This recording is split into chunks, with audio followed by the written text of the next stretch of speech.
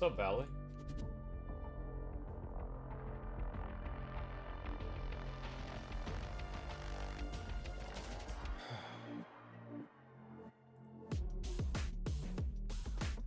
Andrew Meep, welcome in.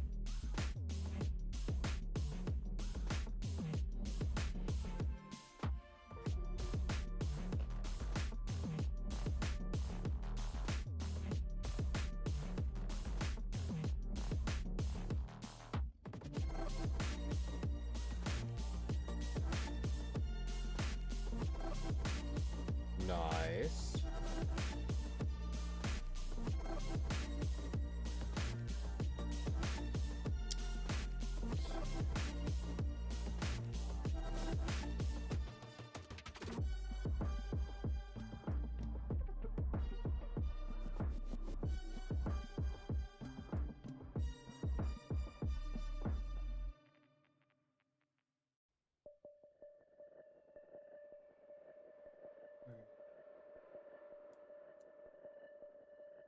Seems like Somalian streaming, so that's good. We have one person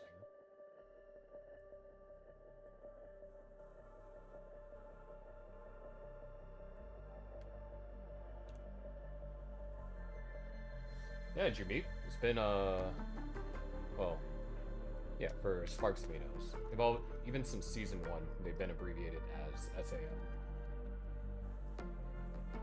They're the only team with an "and" in their name.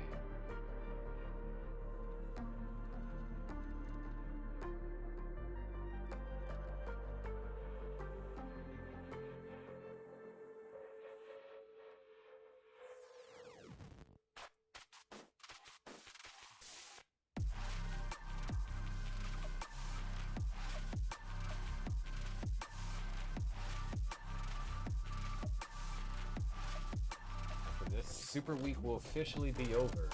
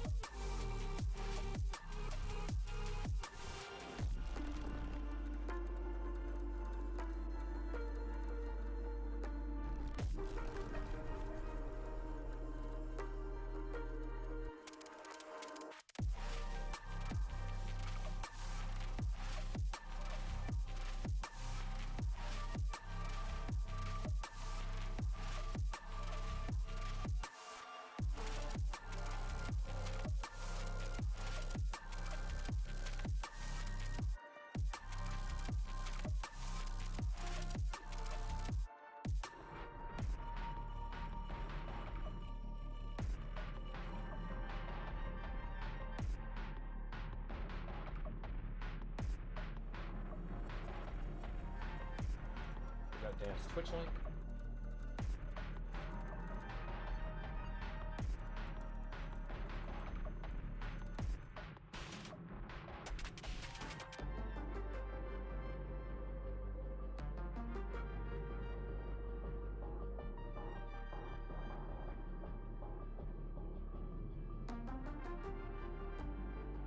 Looks like we'll be able to start on time today. That's great.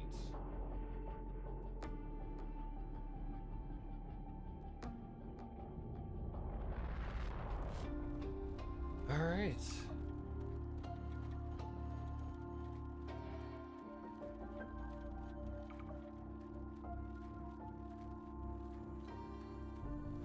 Looks like we'll be done by 6:30.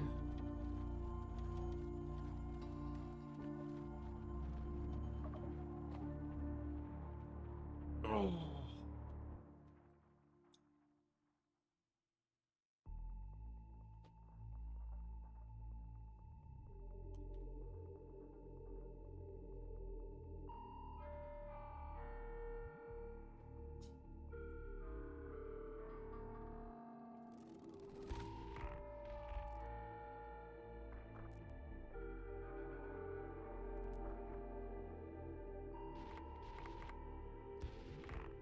Channel hardly ever gets used, man.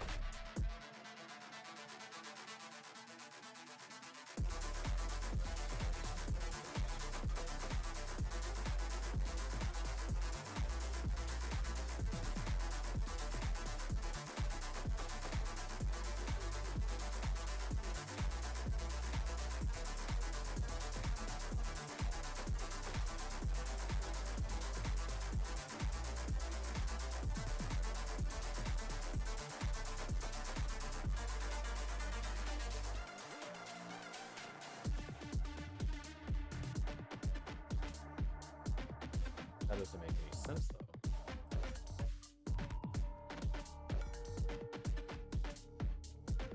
Wait, that legit doesn't make any sense. I'm so confused.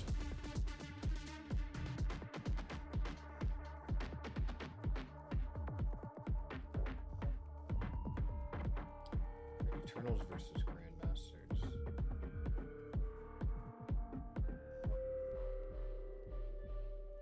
What the freak, bro?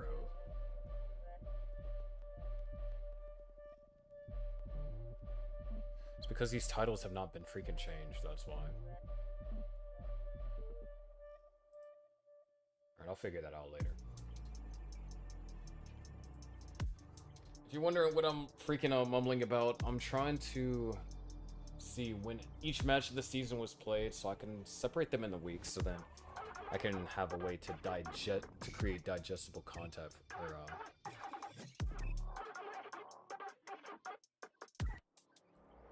Wait, no, because Somalian said that he can make it.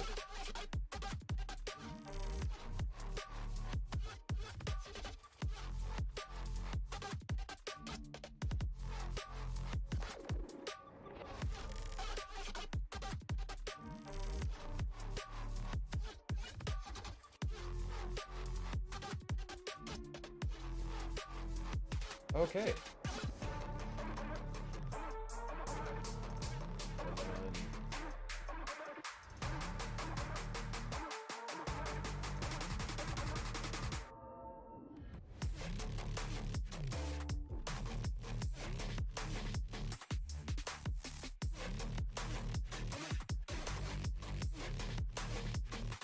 See, I'm confused because he said, by the way, got it, good for Sunday.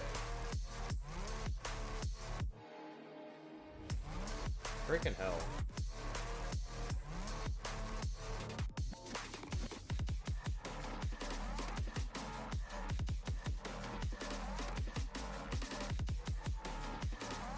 Actually, freaking skull, dude.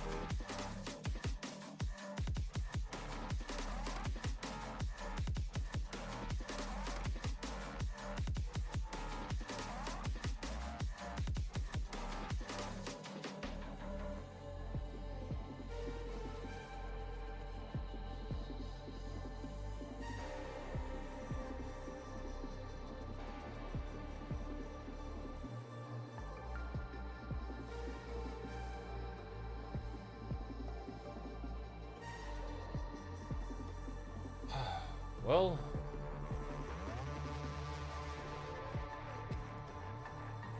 not Alex T, Alex S. Alex T has his own team.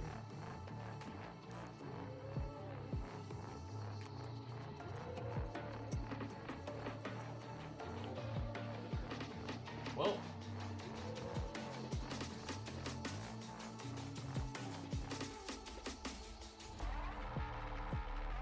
the reason why Somalian is on here, because Somalian literally said in the team chat, said, it's Sharky, got it by the way, good for Sunday.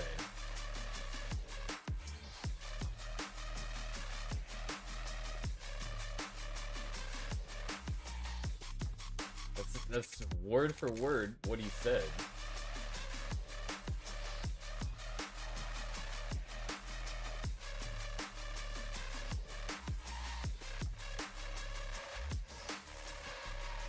And even so, because Wars is only on game 4, I sent the confirmation of the team order at 1:18, so almost 2 hours ago. And I know for a fact Wars 4 games doesn't last, or it wouldn't even be 4 games because they're on game 4. Wars doesn't last for freaking 2 hours to play 3 games. Grand Designs doesn't stall that hard. Not that Grand Designs is the one that's restreaming it. So if there was a conflict of interest, like, that's 2 hours.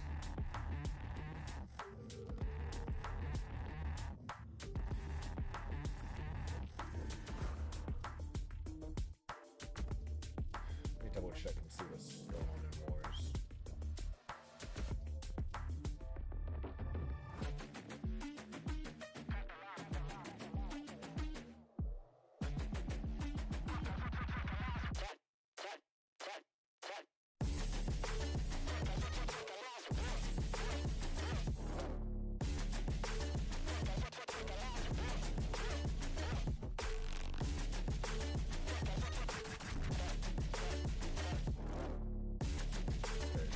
Somalian said, yes, it wars at 10 a.m.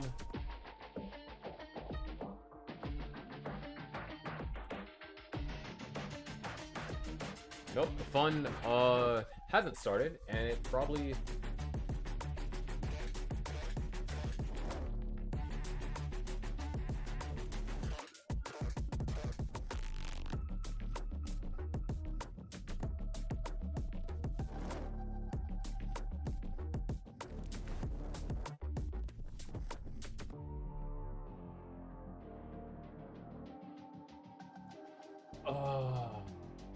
Freaking hell, dude.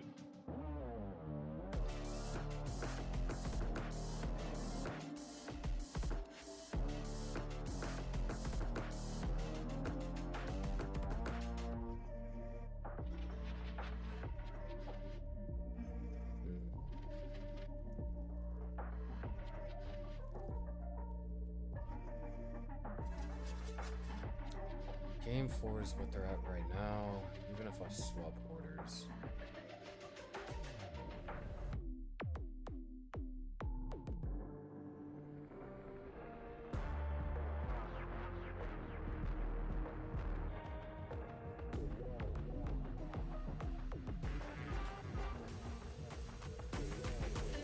Well,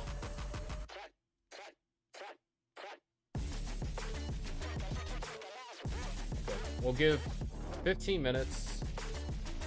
There won't be any penalty games taken away per 5 minutes like it usually is.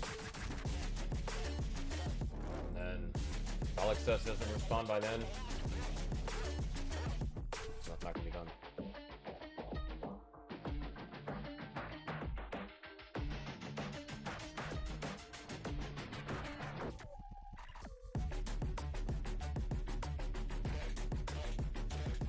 So, enjoy the music while I try and figure...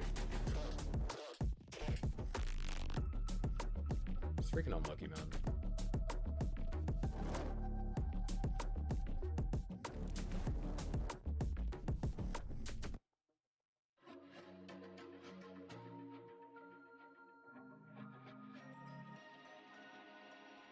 Who are we missing?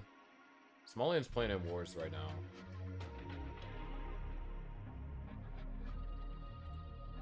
My fault. I should have confirmed. Like, part of it is my fault. I should have confirmed after Somalian had said that, got it, by the way, good for Sunday. I should have been like, oh, okay, well then, you can play. Because I asked Alex S, could you play at 20 UTC on the 13th? Well, it's 2006 UTC on the 13th. Bro's nowhere to be found. So...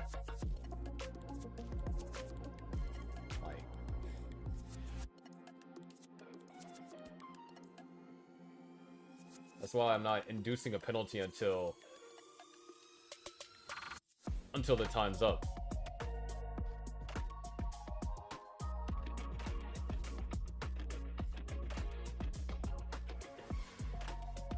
Okay. It's not Somalian's fault, it's kind of on me. But still, Alex S should be here. Bro knew. How long ago was this? This is on the 11th, so bro knew well then freaking 48 hours in advance.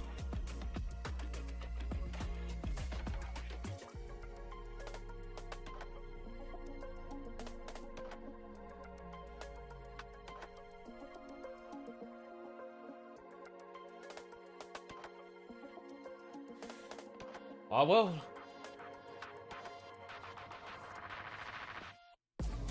Top down has been so cursed this season, dude. Team with the most sudden deaths, team with the most forfeited games.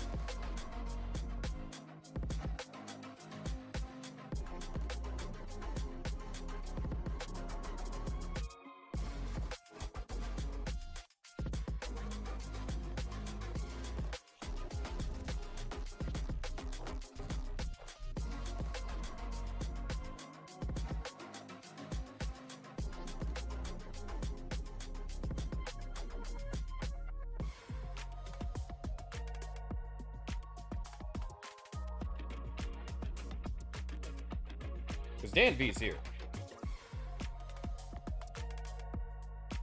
Dan V's here.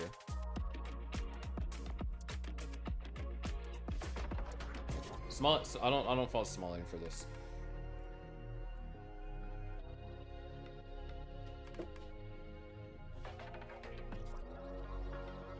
How many times this season is this gonna be? It's actually irritating. I'm about to go into the stats.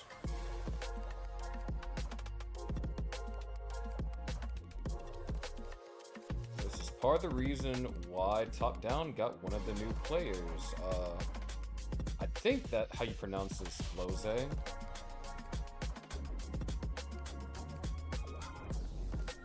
1.2 roller. So basically the equivalent skill of Alex S.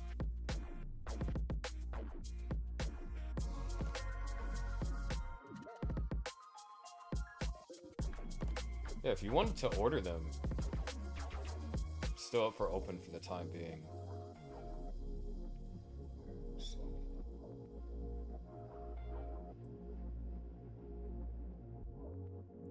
It's one match.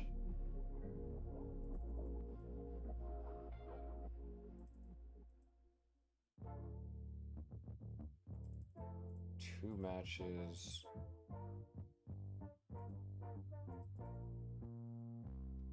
So Alex S missed 2 matches altogether.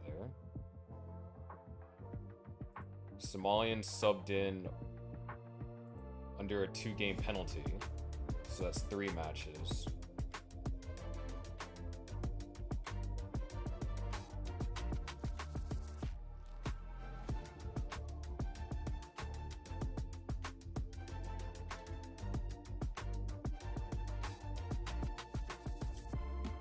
This will be the 4th match this season that Alex S missed.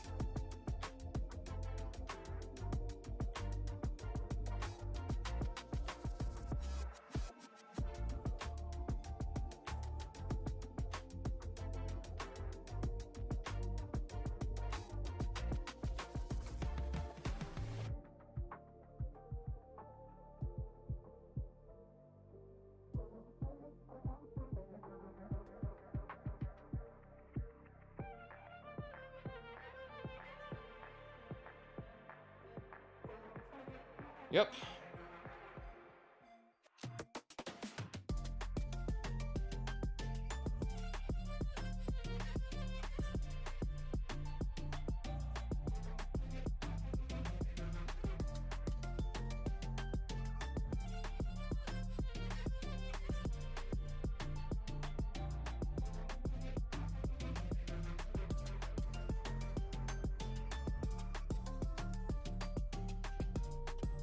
That's all. That's up to Somalian.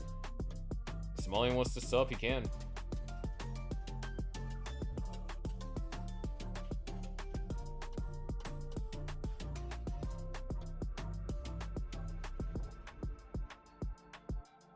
There's no obligation to.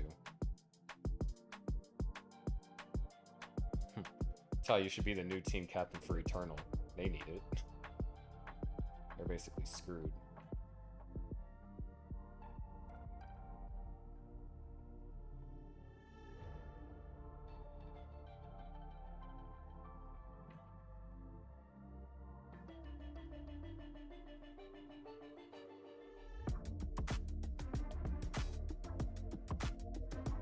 I set my pings.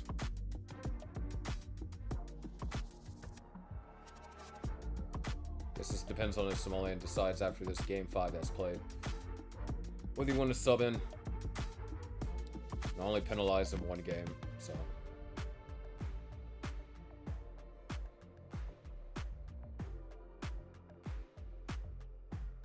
But yeah.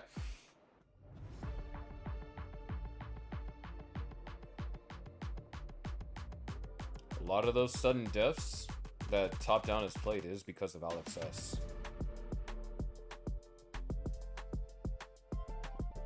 Heck, freaking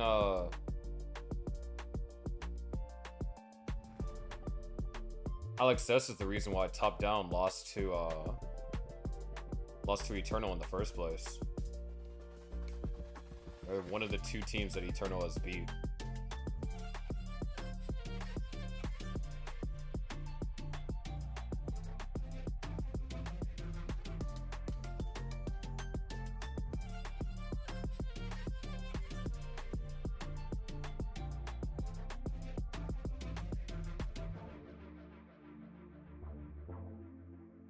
That match is forfeited, and we move on to the next one.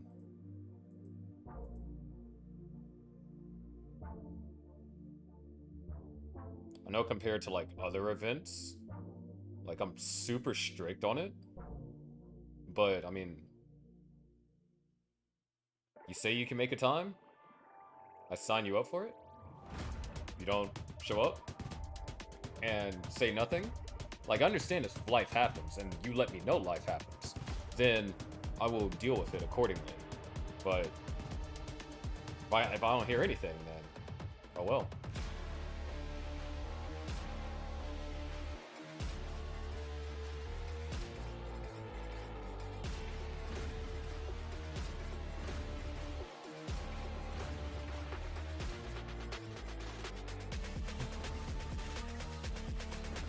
Top Down and Eternal have it rough. I mean, technically, Top Down still has a chance to make it into the playoffs. Like, their roster has Doodle, which is a captain who I can argue would beat interim captain Knight.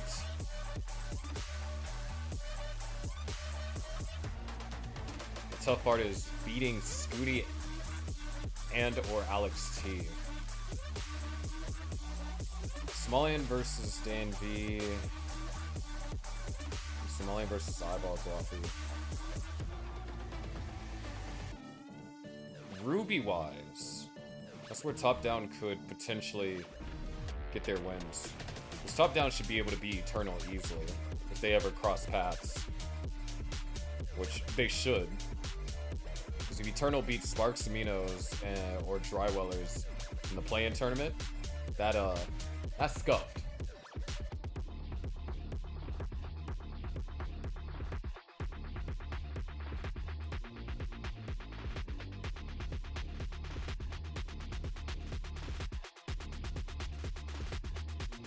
It's a rough path, but I can see Top Down, stars align, making it into the top 8 for the playoffs. Eternal, yeah, it's probably unlikely.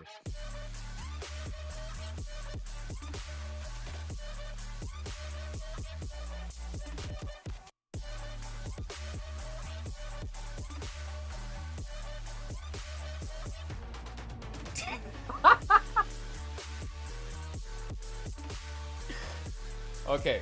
So, what happened, Maestro quit because of a, let's call it a scheduling dispute between him and Ivory. Ansel kind of just got unlucky in all his matches. He was, like, consistent ahead on pace at level 22, then top out. And Curia got banned for obvious reasons. And if you don't know, then you don't need to know.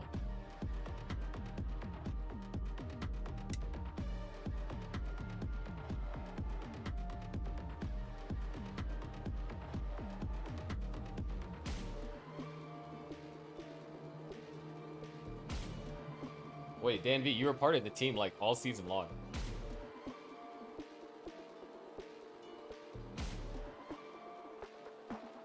But yeah.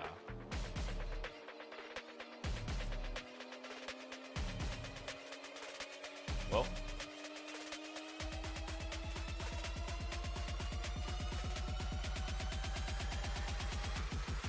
Oh shoot, leaving CTW is penalized now? Wait.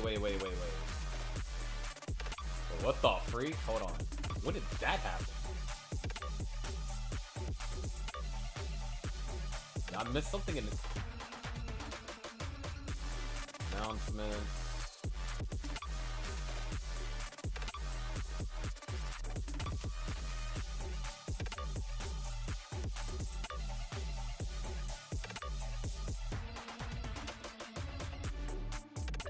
That's the live event. Battle Royale. The Battle Royal tournament.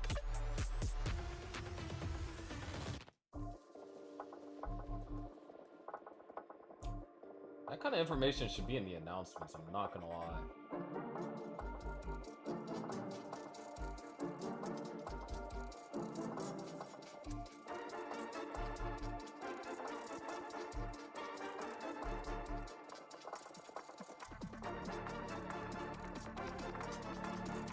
Oh, I see it. I see it. Wait, dude, that was back in April.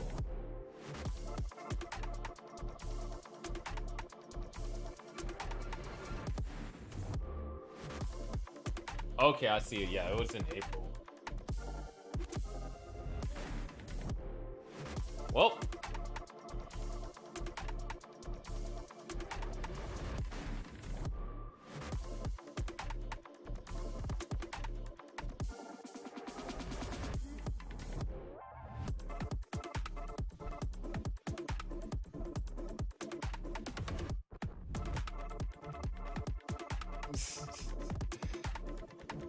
Yeah, it was, let's see.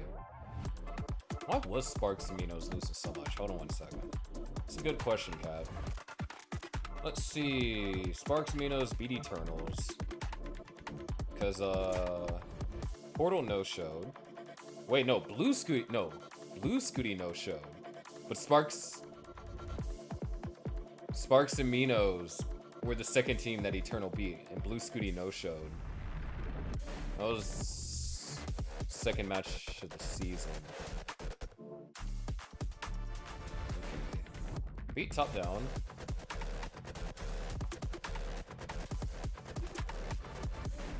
So no show by Blue Scooty. I'm just out here stalling. Once I'm done looking at this, then I'll make the call.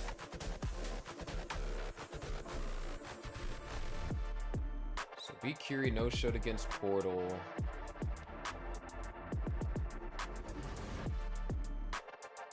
Blue Scooty lost to Raw Mations. Oh wait, Oxcord swept. Curia lost to Scottobozo. Ansel had 2 early top outs against Peak Eric. Maestro lost to Ivory. Okay, so they just kind of got outskilled.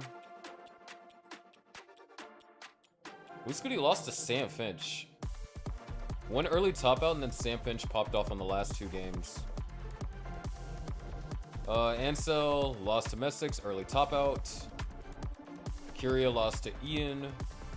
And, wait. The free? Akatu almost lost to Ninja.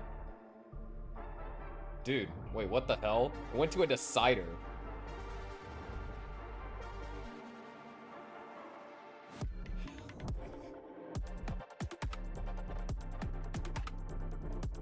Alright, let's take,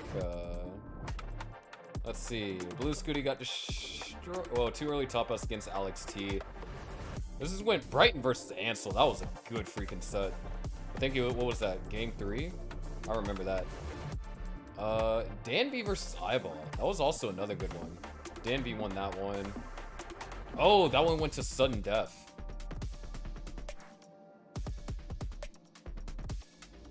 Okay. But who won that one? Drywellers versus Sparks and Minos. Team stats. Drywellers won in sudden death. Okay. Alright, continuing on. Seeing the downfall of the Sparks and Minos. Lost to sudden death. Scooty swept Noah. Only Akatu won. Ansel lost to Toby. And Curia lost to 20 Dan. That one went to sudden death. And it was a loss in sudden death. So that's 2 losses in sudden death.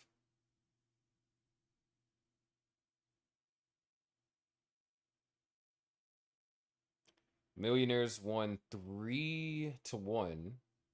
Anpu destroyed Curia. O beat Dan V. Wait, is that the match I'm thinking of?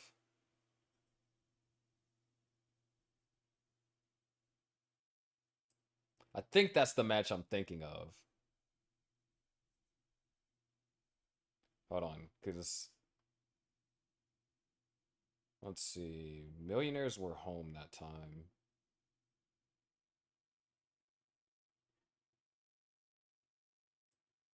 Okay, so then it was second time around.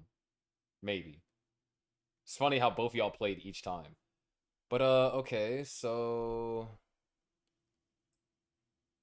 Danby lost that one. Akatu beat Uno. Curia lost, and then... Alright, so just got outplayed. Versus the Grandmasters. Damn, Scooty got outplayed on this one, too. Wait, that's actually a crazy set. Lowest score of the set. It was only 4 games. Lowest score was an 881. And then Blue Scooty got a 943, and the rest were... Looks like a 1.1 million average for both players. Kind of nasty. Oh, Scooty versus Sidnev.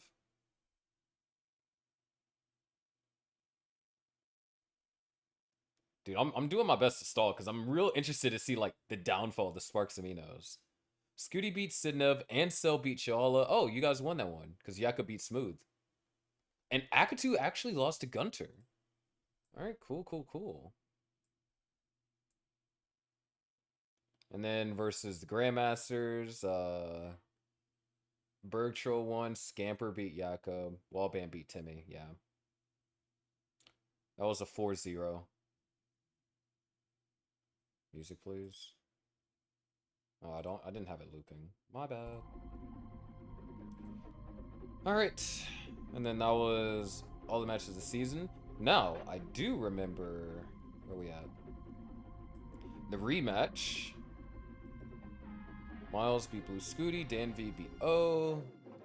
Grand Designs beat Katsugiri. That was their debut. And Yaka beat Ansel. So that went to sudden death. And Millionaires lost to sudden death.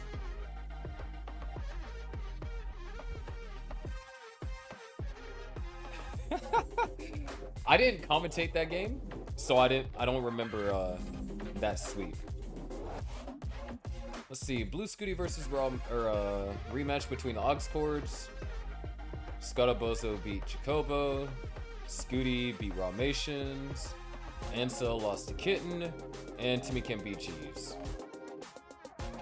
So, wait, is that another sudden death? Bro, what the hell is up with all these sudden deaths?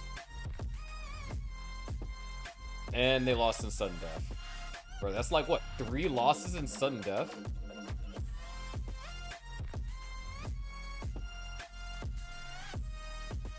And then the last match that was played...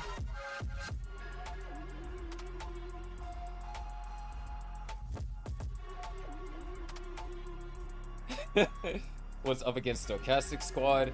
Oh, I remember this one because it was a super close one between wait, that was recent. Yeah, Dan V got swept by Cobra because Cobra was on his demon arc for whatever reason.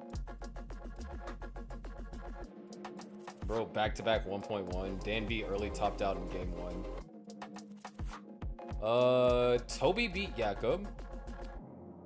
And Firedogs beat Thirsty Jacobo. And Noah beat Blue Scooty. And that was the last one that is recorded. Alright, Alex S. Did this fool respond? Nope. Alright. So that means Lapis and Jakob are up next. And I gotta record a intro.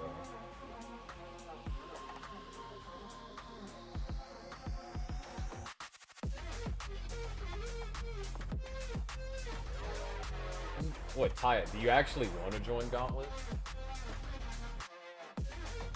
Anyways,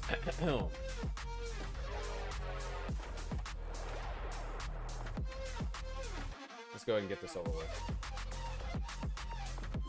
Well, we'll see, like, before tomorrow. So I can get you your jersey or whatever. But you wouldn't be able to join. There'd only be 2 teams you would be able to join. Eternal or, freaking, what's it called? Top Down. Sparks and Minos are set. Alright, let's go ahead and get this recorded. Hello, ladies and gentlemen. Welcome back to Gauntlet Ascension. I'm your favorite underwater host, Sharky. And we have another match for you guys. Now, unfortunately, one of our players didn't show up, so that is going to lead the Sparks and Minos to lead 1-0 with this match. But that doesn't mean it's over. We can still see a sudden death force. We still got our captains to play. And of course, up next, we're going to be having, I believe that is Lapis versus Yakko. So still a lot of exciting action. We're going to take a little bit more time to help get them set up. And yeah, thank you guys for being patient if you're watching this live. If you're not watching this live, well, you guys don't have to bear through that. But yeah, let's go ahead and head into the intermission while I get our next two players set up. Playoffs, or the play-in tournament, I'm projecting will start in December, depending on if I can get Eternals matches scheduled. Like,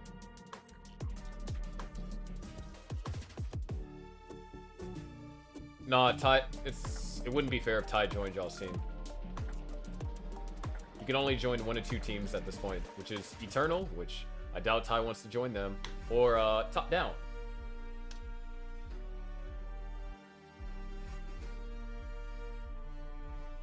Because Alex S not being there kind of screwed things up.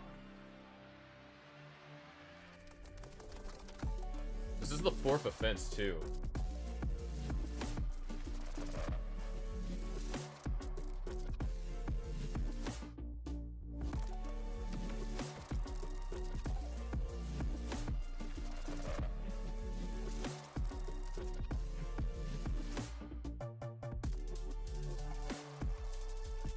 Pretty sure I warned what's so bad about the Eternals. They're 2-11.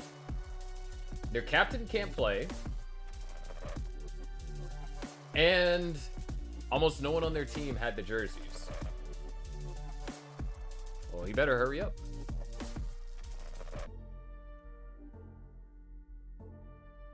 What the freak? Twitch just said, nah, bro.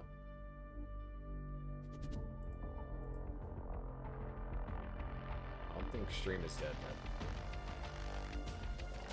Yeah. You suck, Twitch.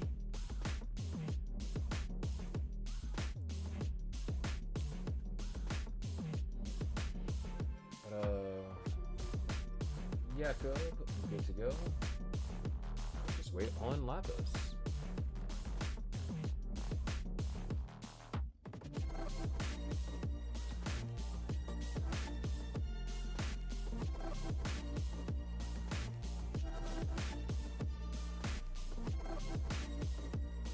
No, Somalia didn't no-show. It was Alex S that no-showed.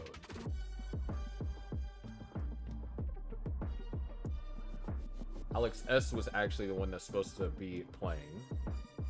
It's confirmed 48 hours ago. And not here. And because this is the 4th offense, it is time to make a competitive ruling.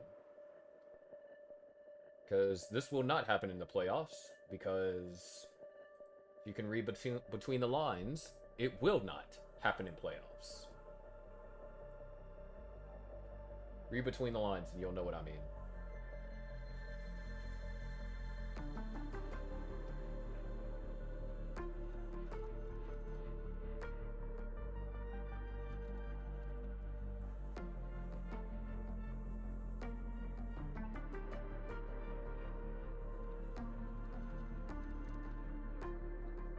Of course, Somalian could have, you know, came in and saved it, but there's penalties for leaving wars. So.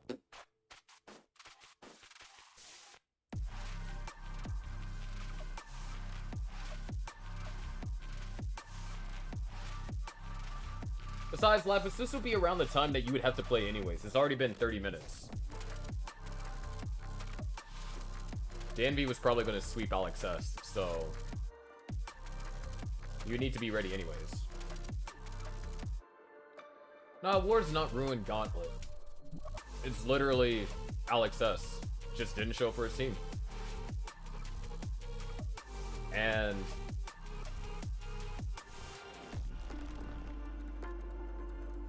my stance is on, because of how like complicated Gauntlet is. I mean, I understand, like I said earlier, I understand if you tell me that life happened and you can't show up, like that's fine.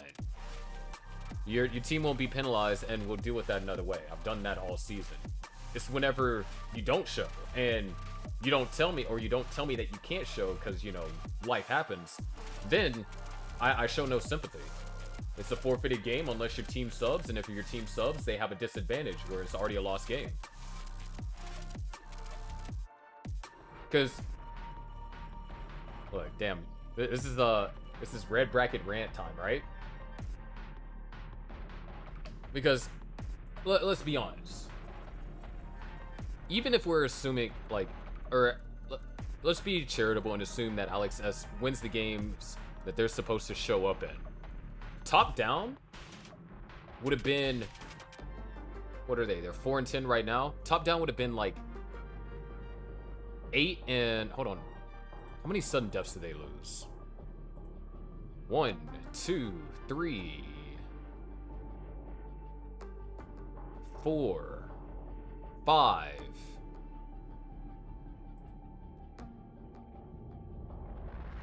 No, they've been in sudden death 9 times. 3 of those times are from Alex S and like subs being required. So they would have like a, what? That's a 7-7 record. Which means that they would only have to win 3 more matches out of the remaining 4, and they could have blocked in their spots in the playoffs. Or some of the matches wouldn't even have to go to sudden death, because the player wouldn't be disadvantaged by having to take on penalty games. Like, it's just, it sucks, but it's the team format. You're only as strong as your weakest link. And Alex S appears to be the weakest link today.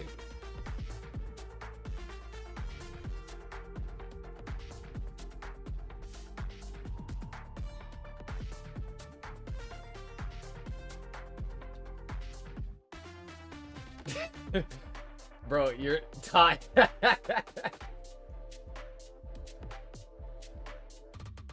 You know what? I feel better now. That actually made me laugh.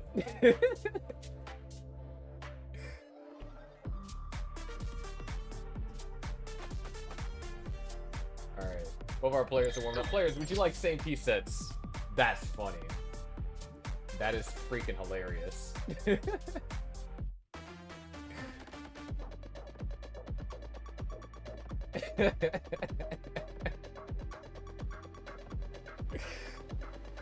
Alright, Jakob says yes to SPS.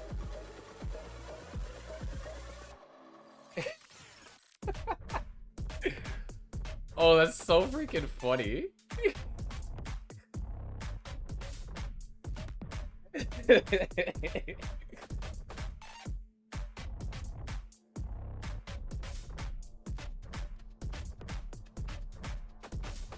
Oh, that's terrible, dude.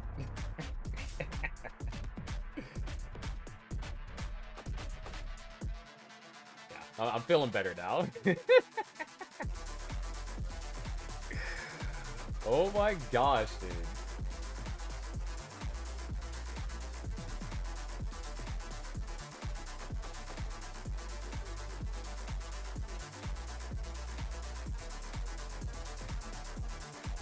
Alright.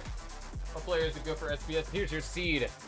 89, 83, 61. Ooh, an all-number seed.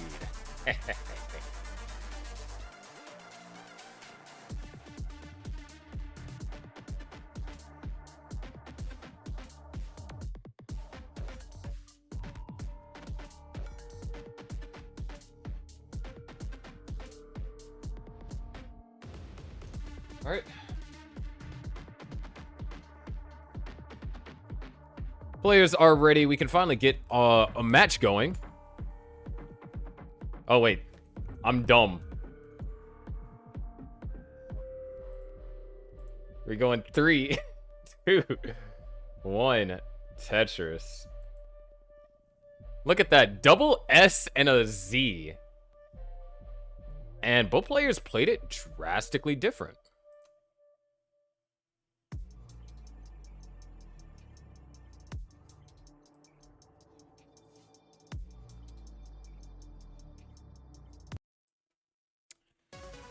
I won't deny that, Tetris. Starting off the game, both players with a Tetris on the board. Jakob has only taken one burn, or not one burn. Jakob hasn't taken any burns. Lapis, on the other hand, has taken 4. Of course, it's been a while since both of these players have been in their last Gauntlet match. So, big difference then is Lapis had a just shy of, what, a 1.1, I believe, at that point in time. Now Lapis has a 1.2. Of course, it's important that Lapis wins this match to tie things up for the Sparks and Minos. And Lapis missing the T-spin.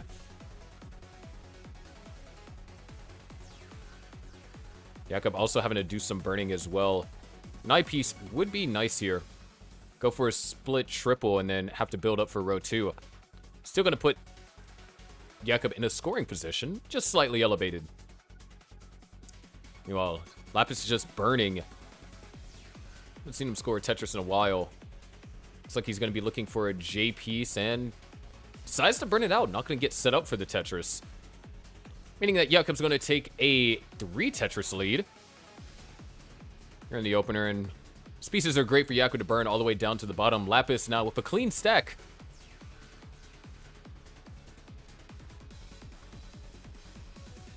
However, doesn't appear that the long bar is on its way anytime soon.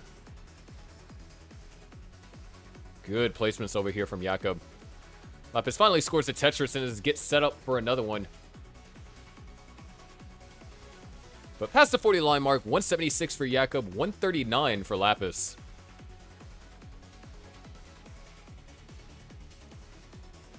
Of course, since we're on the topic and I do have the spreadsheet pulled up, we can talk about stats for these two players.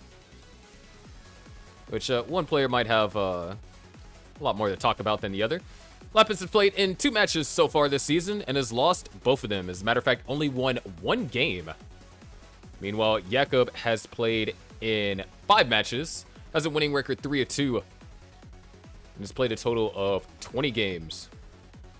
Now, when it comes to transition, because as we all know, as players are professional nowadays, ooh, that flat didn't really do Lapis too many favors there, so more burns are going to be forced. When it comes to transition, there is a severe, and I mean severe, advantage from Jakob. Jakob has a true transition rate of just under 70%. Lapis only has transitioned 1 game this season, putting his transition rate at 16.67. So,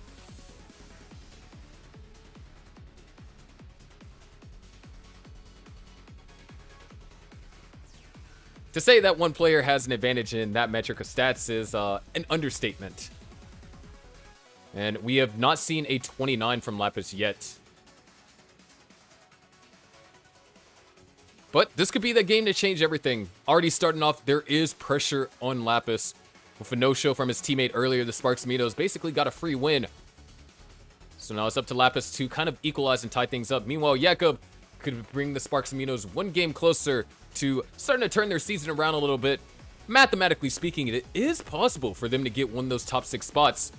But the road to do so, they have to win every single match left this season that they have. And considering the opponents on the way, it's definitely a tall order. But the tall order is this lead that Lapis is going to have to come back from, though. 269,000 for Lapis, 372 for Jakob. And Lapis is not in a scoring position either. As a matter of fact, won't be in a scoring position until that little overhang gets dealt with, and it does.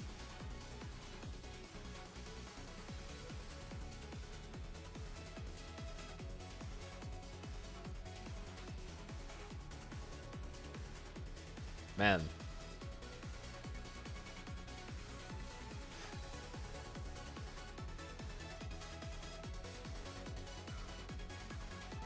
You know, this might be a match that I think to be a little bit on the nicer side. We just won't dive into Lapis's stats. Because I started looking at them a little bit more closely to see what I could talk about next game.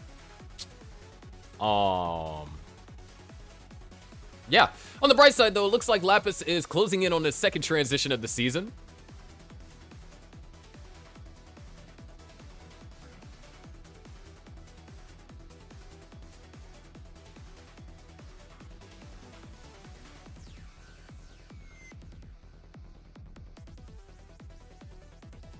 And there it is. Lapis transitions at 360,000. 20,000 less than his first transition of the season at 380. Jakob transitions at 488. So about a 100,000 point lead at transition. And with a clean stack to boot, as Lapis is forced to spend a couple of pieces in order to get into a Tetris readiness position. Wait, Javanti cheering for the opposing team? When Javanti is a Sparks and Minos player? In the Mino League, technically speaking? The betrayal is crazy. Anyways, 418 for Lapis. Now starting to score Tetrises. Jakob has been continuing to score Tetrises. It's up to 575. Lapis now. Long bar dependency right there in column 5. And looked like for a second was going to commit to the center wheel, but decides to burn out of it.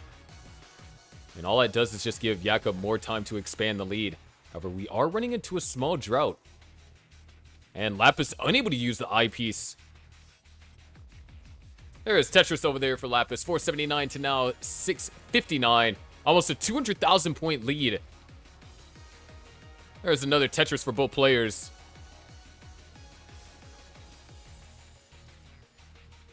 Yeah, but Lapis is more like a henchman. I wouldn't call him a villain.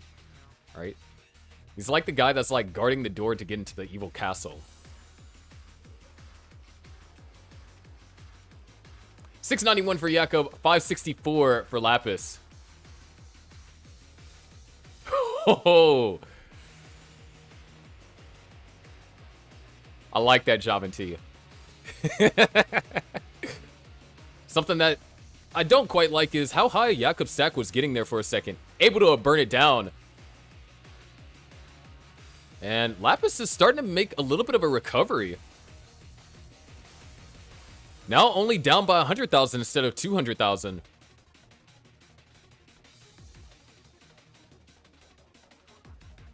And ooh, a little bit of an overshoot over there from Jakob. You can see the little grimace there as Lapis is actually starting to come back. We might be reaching his first 29 of the season too. There is 730,000 for Lapis, 754 for Jakob. Both players are at identical line counts, and Lapis takes the lead.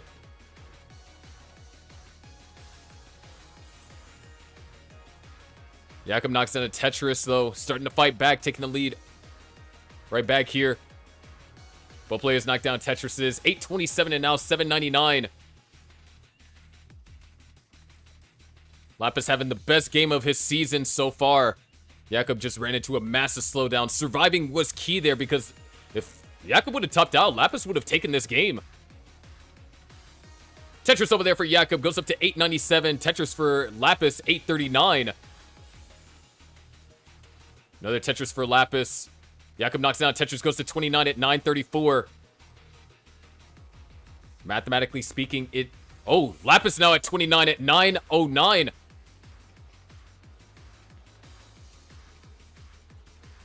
And Lapis, hold on, could be trying to get set up. No, both players... Oh, Jakob needs to hit a 5-tap.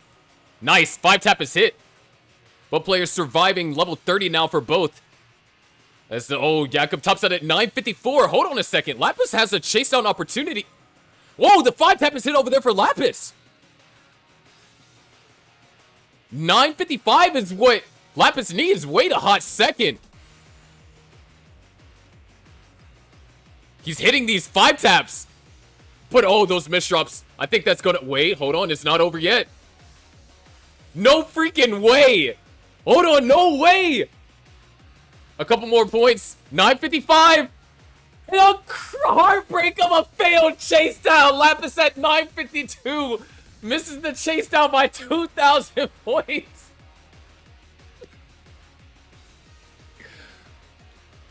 Oh my gosh. Lapis's best game of the season and was 2,000 points shy of taking it. Oh, oh snap.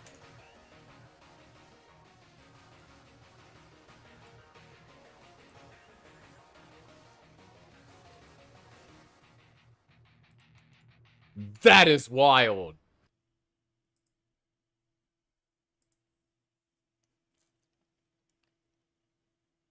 Jakob takes game number 1 after all that.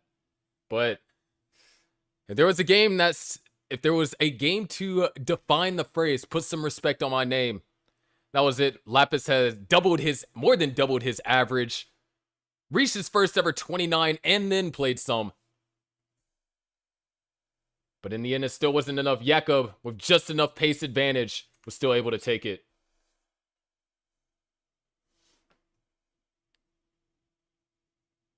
What a game.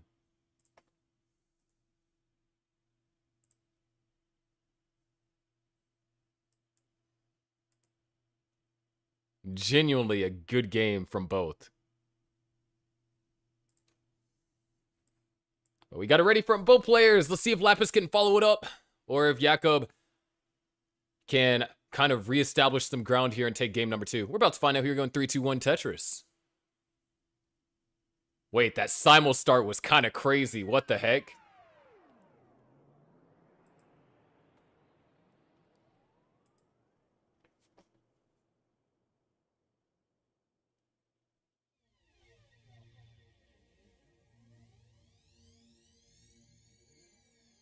And ooh, Lapis already with a very troubling board. Wait, Lapis, not like this. All right, he's gonna get some points.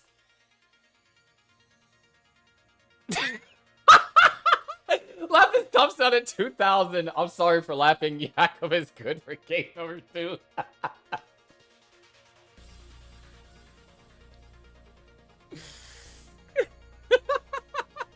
I'm sorry.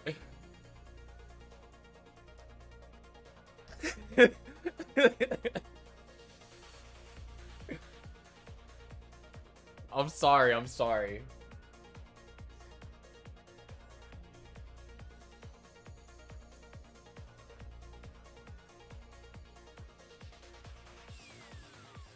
True, Grandmaster Burrow.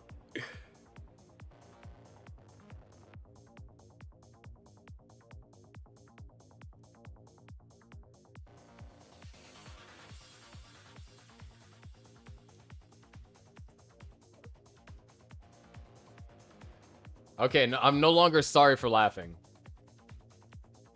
That was perfect, dude. I was like, if Lapis Club 0 though, nah, bro would have forever been clown. But I was like, oh, Lapis got some points, and then he topped out, bro. Oh, bro, if he Club 0, dude.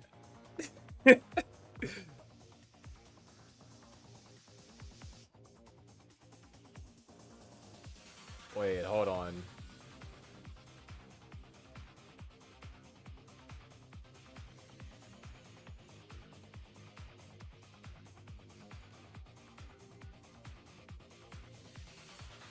Wait. I think that's the lowest score this season. Wait. Yeah, that's actually the lowest. Yeah, that's the lowest score this season. Messix previously had it at 3,800. Not anymore.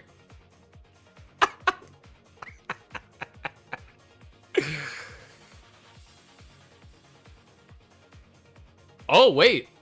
Lowest score in his division. Portal actually has the lowest score this season. Okay, second lowest score. Portal only got 1 line. And 7 pushdown points.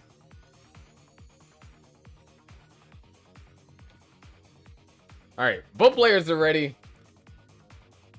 I hope so.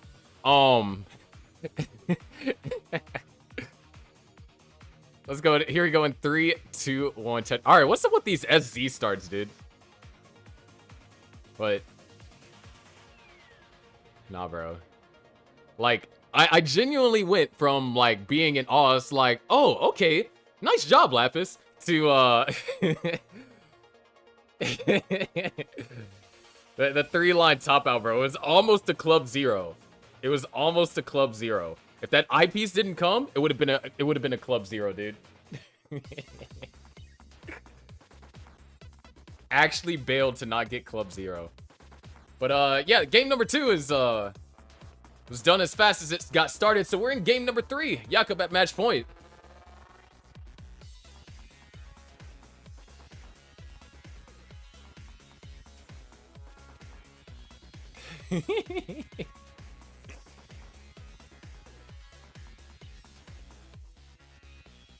And already we got a couple of Tetrises on the board, so massive improvement over here from Lapis. You know, we're talking about improvement by over, what is that? 1,000%? Over 1,000%?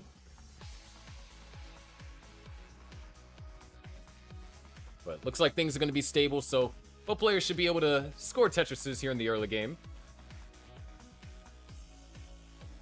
And, ooh, nice adjustments over there from Jakob.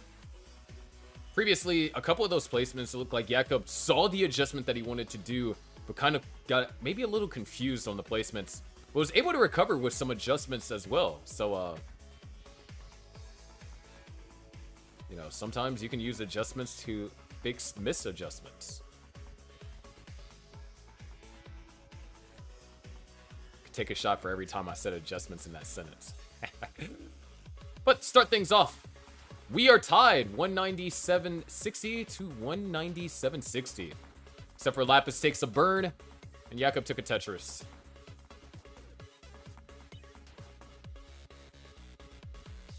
Ooh, Lapis finding a little bit more utilization out of some of these pieces.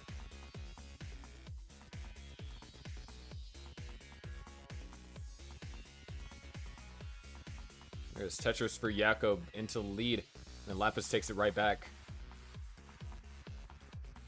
Ooh, Jakob missed the opportunity to get set up for the Tetris there by going T-flat. It's going to be fine. Another long bar will come eventually, I think. You never know. There is Tetris for Jakob. And another Tetris for Jakob. 304 to 305.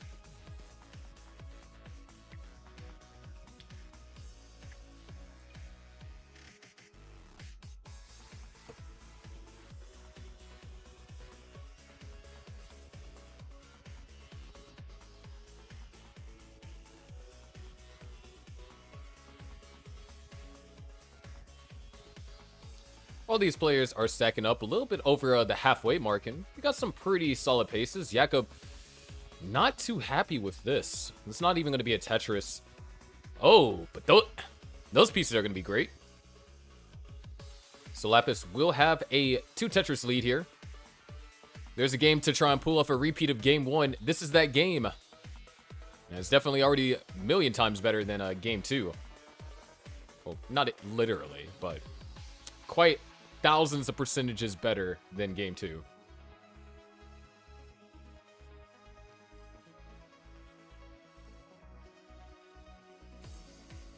But it's looking pretty strong. 1 Tetris lead for Lapis. And Jakob's gonna knock down a Tetris, and so we're kind of back into this neck and neck territory.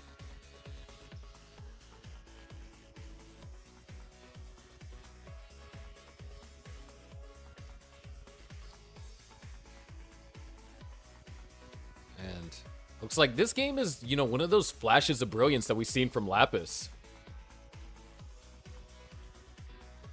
Definitely saw a flash of brilliance on level 19 from Lapis in particular. Wait a second, hold on. Now that I'm thinking about it, Lapis transitioned with a 360,000 and went into 29 with a low 900. Bro almost got 600k post in game 1. Like, legitimately good post transition over there from Lapis. And this time Lapis looking to have his highest transition of the season. It's at 539 right now. Being forced to burn as Jakob is running to a massive slowdown. Can go for row 2. And ooh, Lapis not quite getting that piece all the way over to the left, so having to take some burns, but the pieces were great for Lapis to stack. 3 Tetrises remain possible for Jakob, 2 for Lapis. Jakob set up for 1. Where's this eyepiece? Players seem to be running into quite the drought here Eyepiece is nowhere to be found. I forgot we're playing Gauntlet. Wait, players are actually going to get droughted all the way into transition. And there's still no long bar. Jakob might be in some serious danger. Lapis scores the Tetris. And Jakob with that hang, one line to go for transition, gets 2 long bars. Can he survive this? Able to get pieces all the way over to the left and the right. Needs another I piece and maybe a J piece. Can't do anything. Lapis takes game number 3, surviving that disgusting drought. And that was a pretty brutal drought. So Lapis might be down. Might have got one of the lowest scores this season, but he's not out.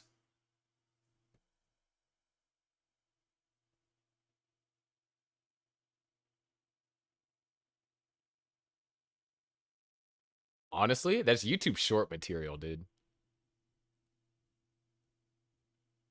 Like, if I really wanted to be mean, I could totally make, like, an engaging YouTube short. Where's Mari at when you need him?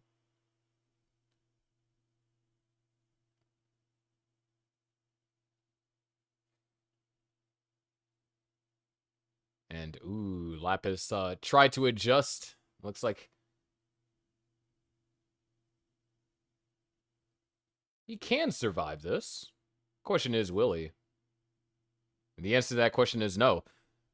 All right, once players are ready, get game number 4 underway.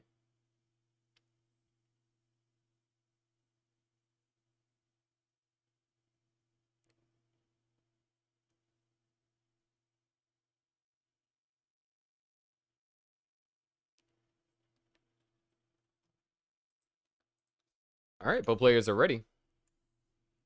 Let's go ahead and get them counted down. If I wanted to mean at this point. Oh, but I'm not being mean. I'm just telling you how it is. Like, everything that I've said is just factual. It's like me looking at the stats and pointing out things that have happened. So it's transparency, right?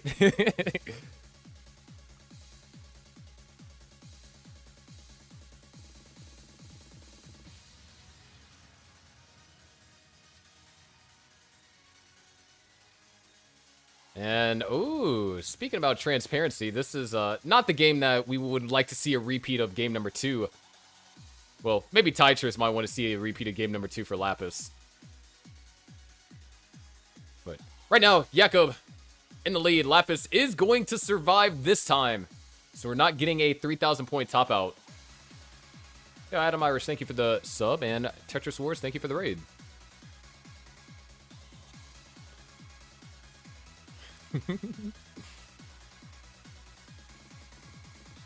You guys missed a generational game 1 and 2. Like, legitimately, go back and watch game 1. It's probably one of the most impressive games I've seen Lapis played. And game number 2 is probably one of the most impressive follow-up games that I've seen Lapis play. And right now, I'm going to have to see an impressive dig out of Lapis, because the board's up incredibly high, and he's not going to get bailed. Wait, hold on. Lapis, maybe that L might... Nah, that's wraps. Lapis tops out at 31,000. Jakob is good for game number 4.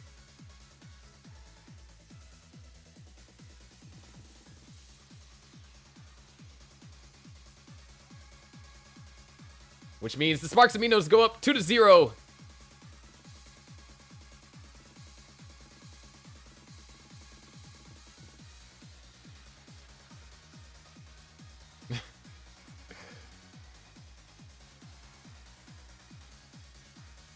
All right, let's see if Scooty is available.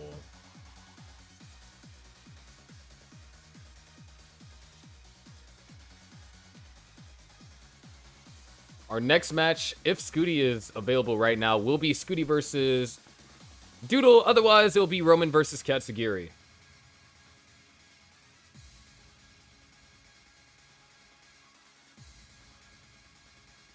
If anything can be said about what has happened in this particular matchup between Jakob and Lapis, is that there has been growth.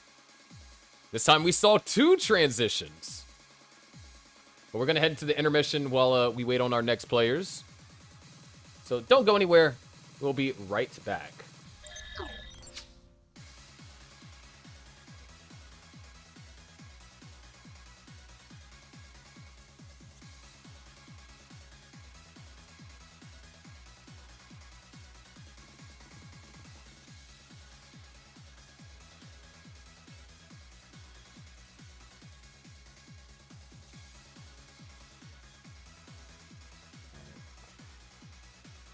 So, oh, looks like Scooty is available. So it looks like you guys are getting Scooty and Doodle first.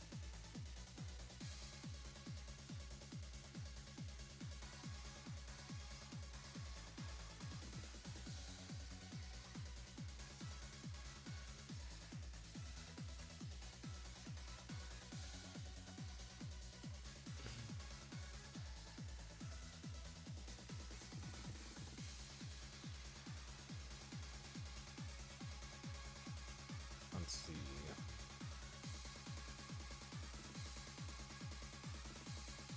All right.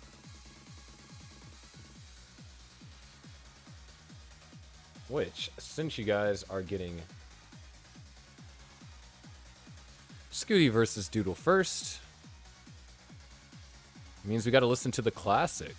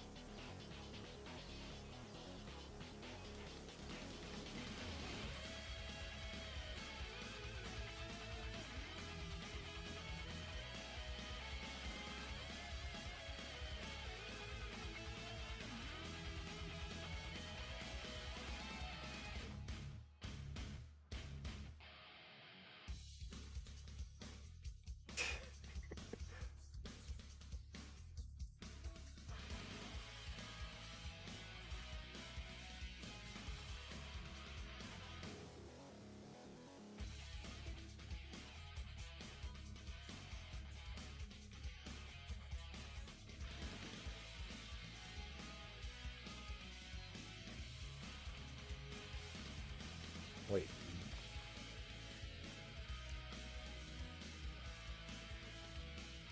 Completely unrelated. Saw some hilarious cat videos the other day.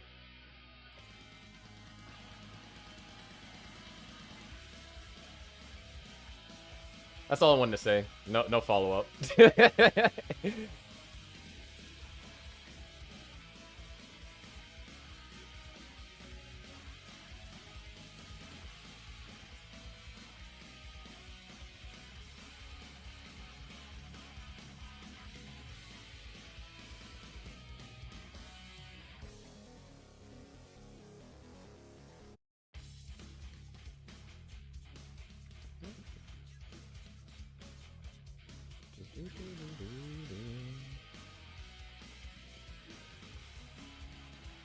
Oh, Blue Scooty. That's right. Before I order these jerseys, do I need to get you another jersey? Alex T grew out of his, and I'm assuming you probably grew out of yours. So do I need to get you another jersey?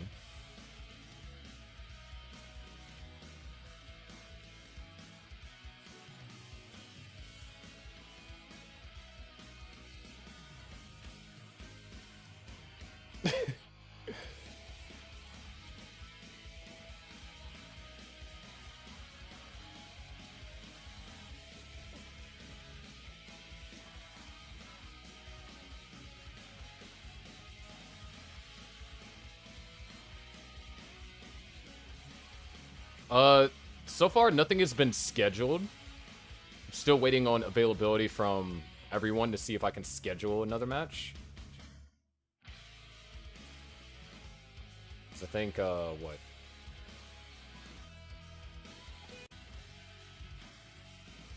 I think, because we want to get you guys to play up against Eternal, right? I think that was the last.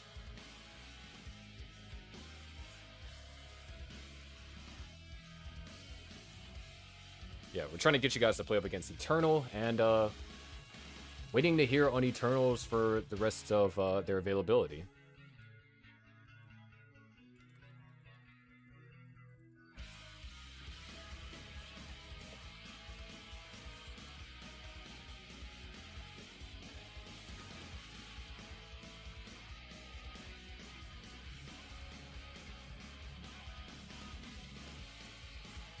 Wait, that's totally the wrong jersey, dude. Okay, so last time you remember it being really big. You're taller than Alex T. Alex T had as an adult medium. I got you an adult small. Yeah. Because that's the jersey I made for you for crashing the game. Yeah, the other one doesn't fit. Okay. What size do I need to get you then? And I'll get that shipped out to you. Well, get it made and then get it shipped out to you.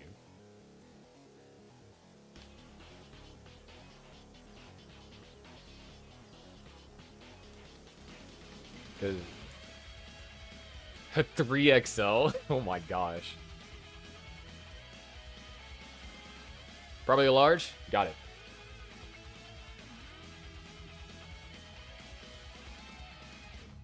I'm glad you love my voice. I love my voice too. Now I do. If you go back, it's actually crazy how much my voice has changed since becoming like a professional voiceover artist. Like even 2 years ago, whenever I started, if you go back, you could barely tell we're the same person. I think the only way you would be able to tell is because like speech pattern wise. Oh, shoot. It's supposed to be showing this. LOL.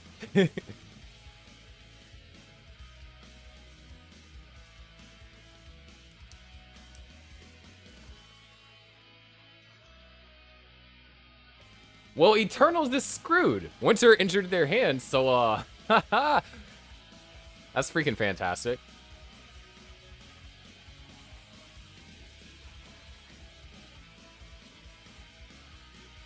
Bro, Eternals is just so sad, man. Like, Top Down might have, no-show Alex S. But they got Doodle... You know, Draco, like, cool people in there. And they also got Lapis. Eternals is just like... There's nothing I could do, man.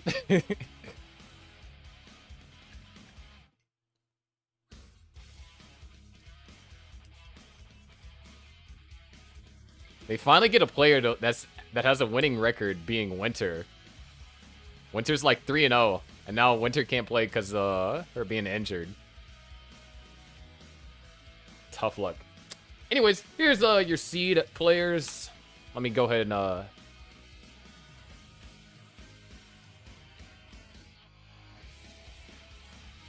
let's see, 19th, 20th.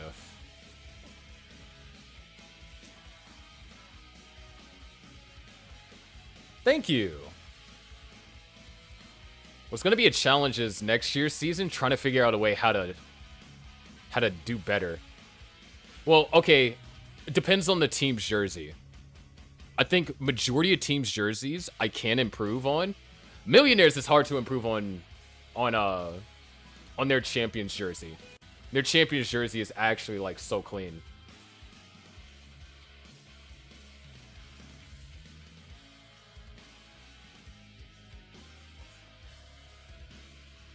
Sparks and Minos jersey though? I think I have some ideas. But players are ready. It's been it's been an interesting day so far. And let's hope it stays interesting. Let's go ahead and get them counted down. Here we go in 3, 2, 1. Tetris.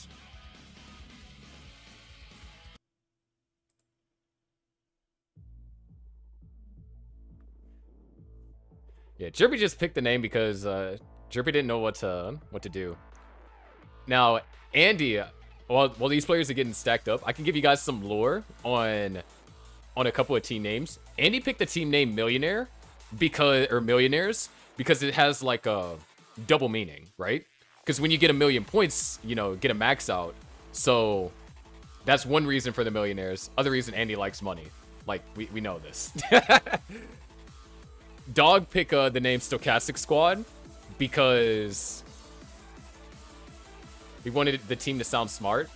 And if you think of like stuff with like stochastic, it depends on which way you define it. Especially if you like know a little bit about stocks and indicators, and one of those indicators is called a stochastic oscillator.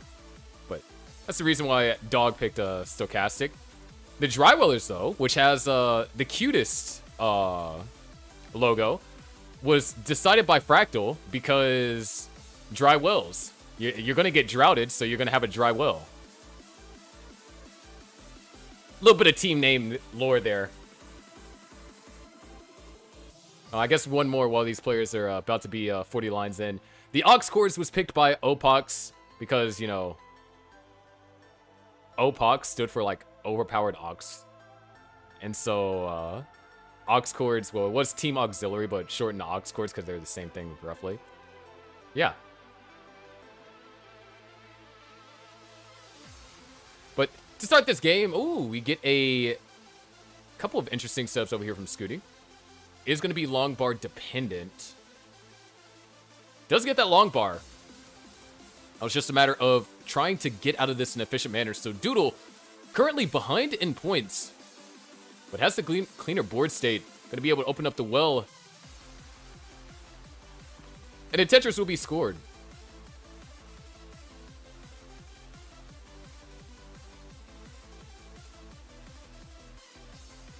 Nice, that spin over there from Scooty. It's going to open up this hole, and looks like it's going to hold out with Love a J, followed by an eyepiece. Doesn't get the eyepiece just yet. As a matter of fact, Scooty's in danger. Timing of these pieces are not working in his favor. Hopefully gets another J piece. J piece nowhere to be found. This might be wraps for Scooty. I can't see a way for him to survive this, but I can't always be proven wrong. And Scooty has an early top at 208. Doodle is good for game number 1.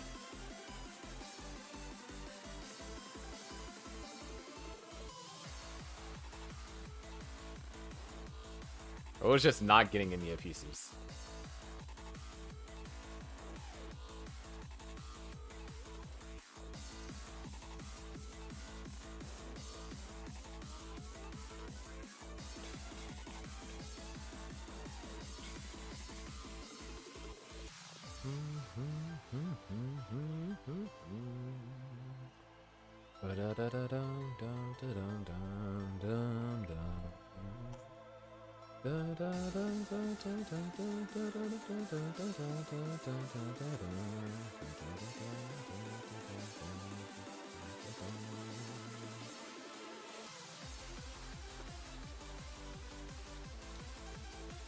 Well, freak, don't you just hate when you're like playing with something like a pencil or anything, and you drop it and it just goes like so far away that like you can't reach it, and in order to get it you have to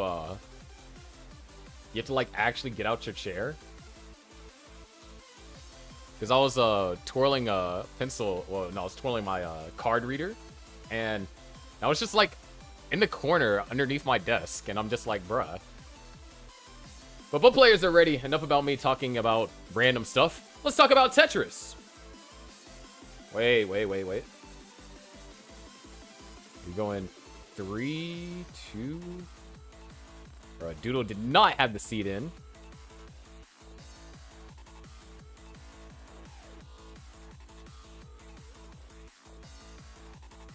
I gave you a new seed. ED6E1F. Scooty, go ahead and top out. We'll do another one.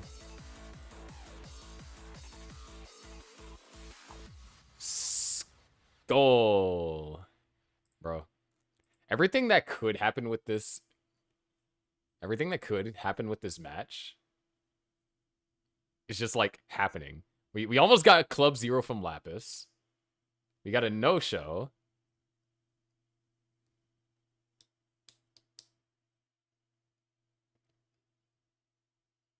You gotta redo the seeds.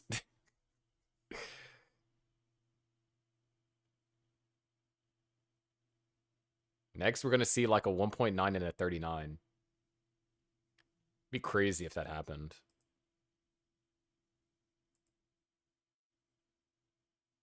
All right. We got it ready from both players. Let's get game number 2 underway. Here we go in 3, 2, 1. Tetris.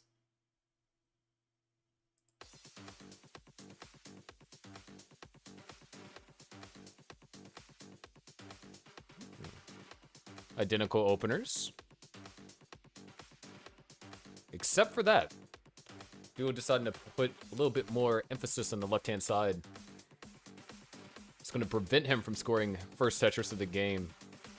But still, might be able to get another one without having to burn. All right. Looks like we're in a pretty comfortable spot.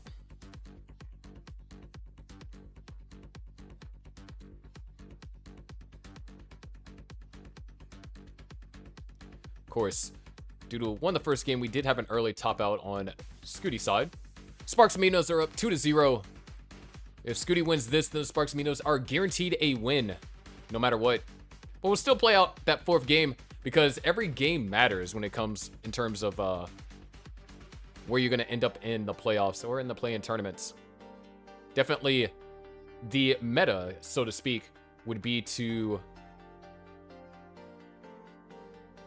get the highest seed in the play-in tournament for these two teams. So then they can play Eternals first round, as opposed to having to play someone like the Drywellers. Unless the Drywellers turn their season around and end up knocking the Rogues into the play-in tournament, which is still neither team that you want to play with. The rosters from both of those teams are quite terrifying. Things that are not terrifying but annoying is this board state for Doodle right now. A couple of misdrops is going to force him to do quite a bit of burning. Oh, but that eye piece is going to be perfect. And we're just going to see Doodle burn this down.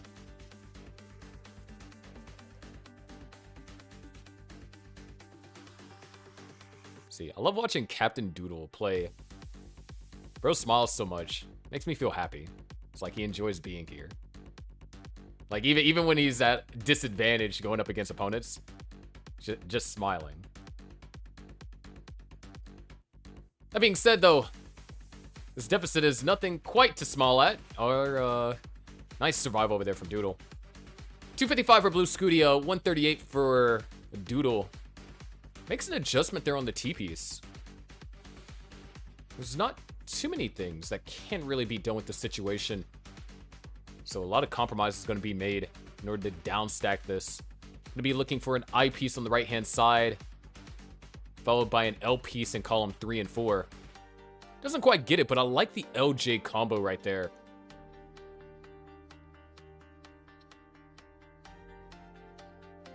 Doodle gets access to the hole in column 2.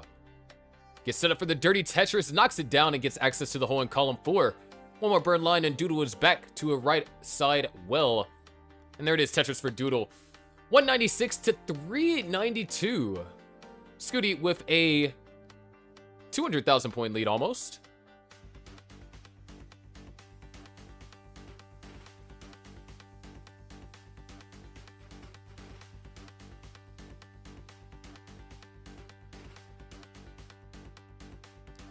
Also, later today, we'll have Katsugiri's, I guess you can say, like a re-debut here in Gauntlet. Katsugiri joined Gauntlet when they had a, I want to say 957. 957 sounds right. Oddly specific, but had a 957. And since then, has maxed. So this will be her first match in Gauntlet as a maxed out player, like a bona fide Gauntlet member. 489 for Scooty. 288 for Doodle.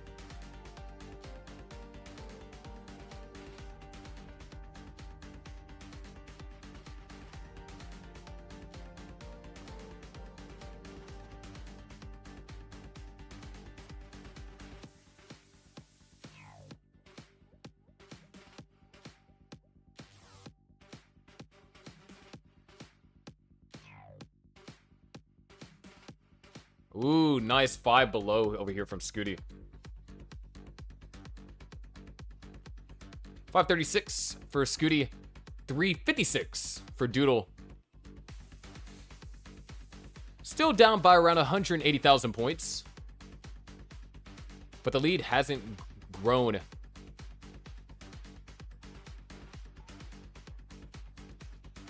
Yeah. At least this season. Next season, if I get more restreamers and properly put together a way for a growth development part of the league, then players of all skill levels will be able to join. There's just... For the second year in a row, I mean, we'll talk about this later, because we're about to head into transition. Talk about it in, like, the meantime. But there will be a way for anyone of any skill level to play next season, which means 2025.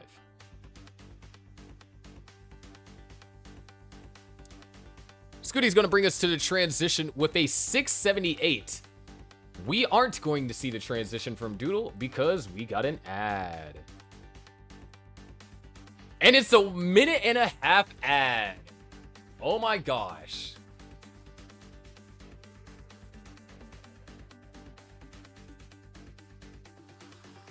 Bro. This is why we have alt accounts.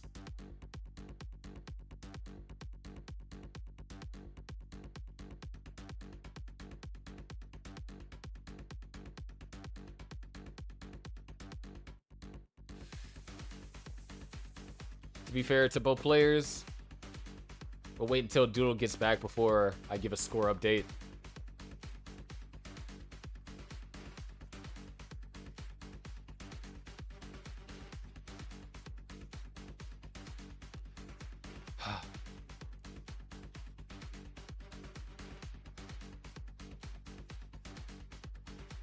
Ooh, I like that.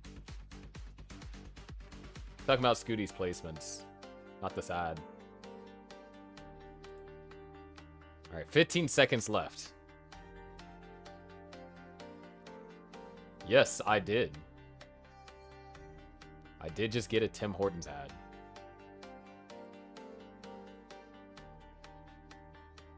Alright, Doodle's back. 6-6. Oh my god. 6-16 for Doodle. 905 for Scooty. Both players identical line counts. Holy frick, bro. And Doodle's in danger.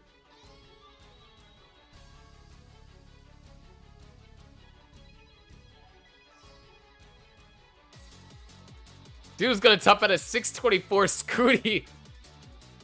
Less than 1,000 points away from the max. Play this one out.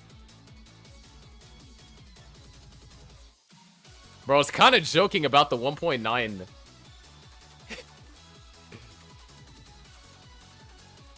Bro, I actually got... Oh! Never mind. Tragic top out over there from Scooty. Holy frig, dude. That was,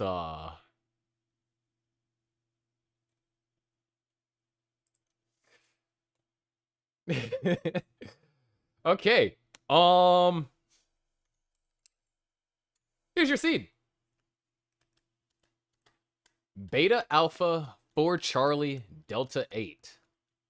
Yeah, we got all the things happening. We got ads. We got 3-line top outs. We got no shows.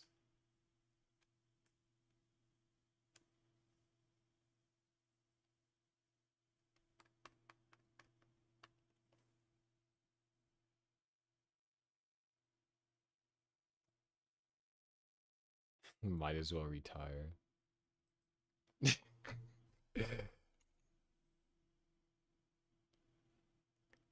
Which is why, Scooty, why we have the ability to compare both half of the seasons. When playoffs come, it's going to be an interesting stat to dive into. That being said, another thing that'd be interesting to dive into is this game number 3. As both players are tied 1-1. Here we go in 3, 2, 1, Tetris. I know about the music. I got a system going here.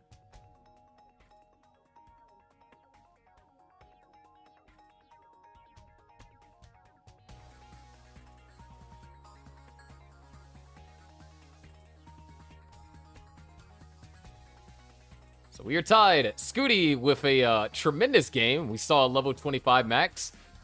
We did get an ad, so we didn't get to see all of Doodle's game, unfortunately. But when he came back, he was down by 300,000 points. So I was quite shocked. I actually recoiled. I was like, wait, oh, what?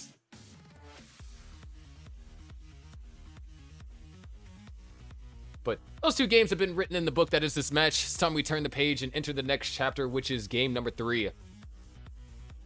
Man, it's been a long time since I made a book metaphor.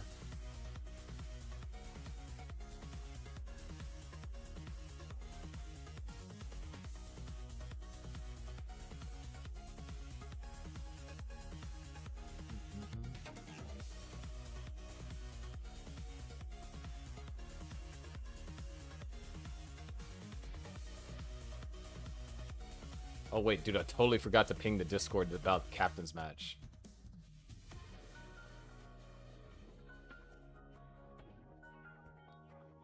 Actually throwing.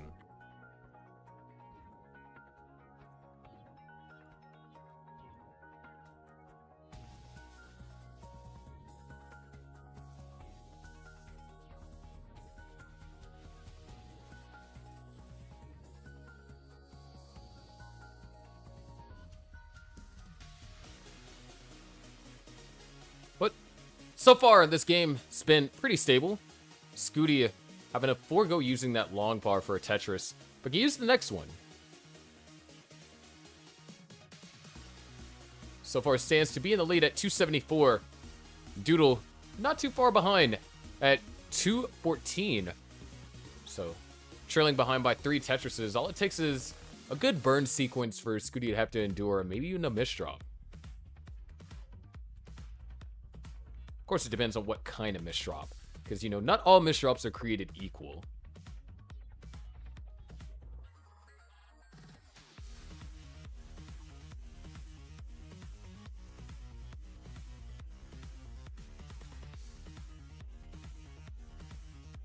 Here's Tetris for Doodle. Scooty at 342.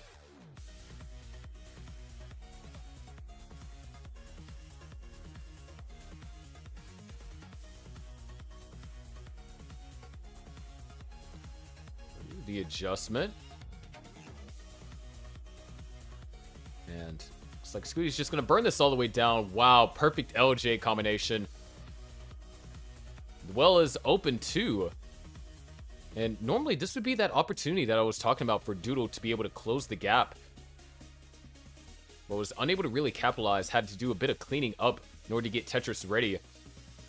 And we are playing same piece sets, so had to endure the same drought as Scooty.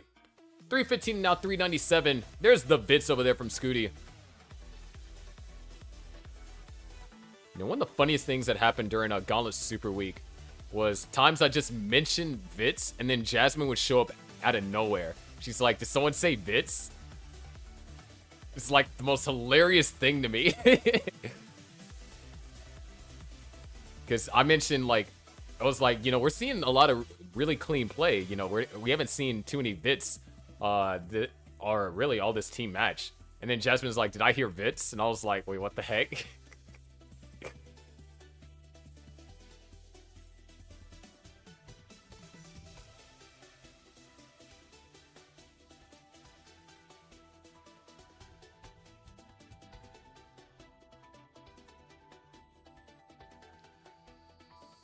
Start things off, or not to start things off, to continue things where we are kind of at 411 for Doodle. Great pieces. Allows him to get all the tucks necessary. 536 for Scooty. He's been slowly adding a Tetris to his already existing lead. Of course, is also ahead in lines, so could be a lot smaller than it appears to be. But just being able to find just little pockets of efficiency here and there. We are closing in on the level 19 transition. Scooty with on track for another 600k. Another mid to high 600k, I should add.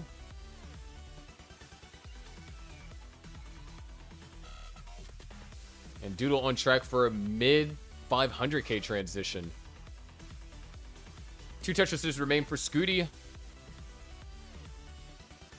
4, mathematically speaking, for Doodle, but after that burn's only going to be 3 or 2.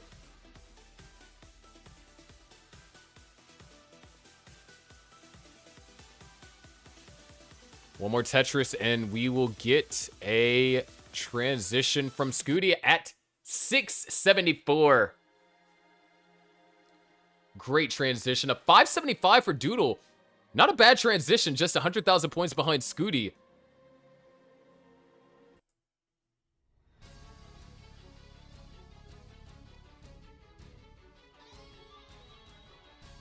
And looks like both players with a comfortable open into level 19 speeds. Tetris over there for Doodle goes up to 626. Means both players are scoring Tetrises at around the same efficiency. There it is, Tetris for Scooty, and another Tetris for Scooty. 807 at level 21. Doodle, ooh, a bit of a misdrop there.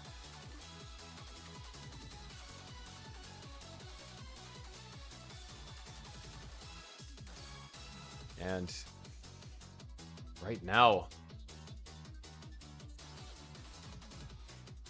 Doodle just running into a lot of issues. This is survivable, but that's not, survivability is not the problem here.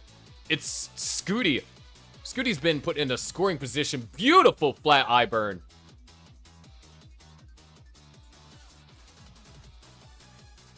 But Scooty is going to be looking for specific pieces to help him out. And Doodle is clean.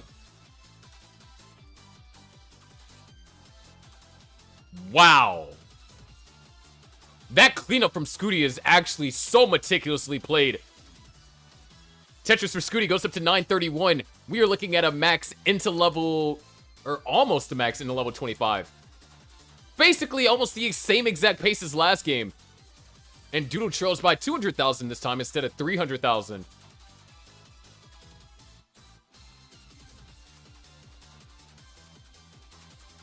There's a triple taken over there by Scooty. One more will give us the max.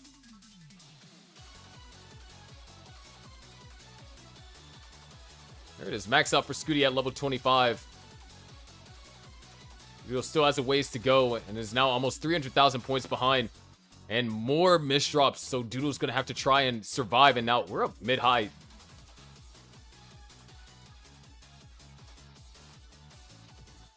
Staying alive. Scooty now operating off of row 2. Great. Another Tetris over here for Scooty.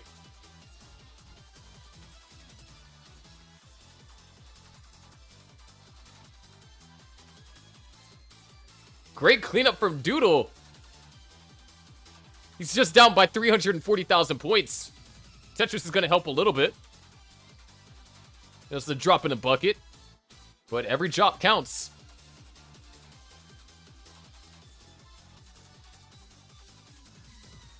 Scooty, Tetris ready. There's one Tetris, one more, and we're looking at a 1.2 into 29. There's a 1.2 into 29 for Scooty. C22. Doodle. Oh! Not able to get the eyepiece all the way over. Unless another eyepiece comes, this might be... This is a board. And oh, the O piece doesn't make it all the way over to the left. I think this is going to be wrapped for Doodle. It's going to top out at 914. Scooty at C77 is going to be good.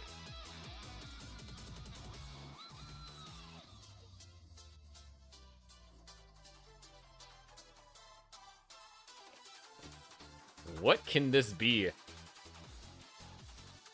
I don't think there's been a 1.9 in Gauntlet. I know Alex T's gotten a 1.8.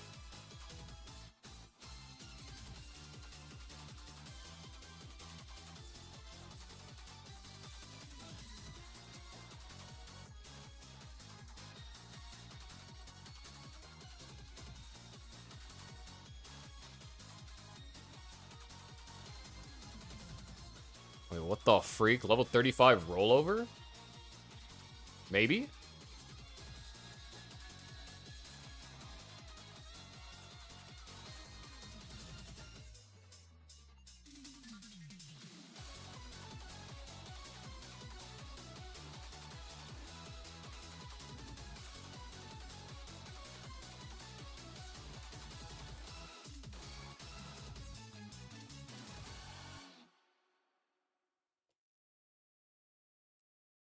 Hold on a second.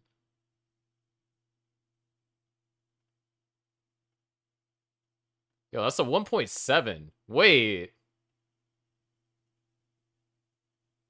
Nah, Doodle, you were not coming back that game. You were... Dude, that's a 1.8. Hold on, bro. Oh, wait, that's tragic. That's actually so tragic. Wait, hold on. Dude, almost the 1.9. Bro, I was joking. I was joking when I said we were going to see a 1.9 today. I was actually joking.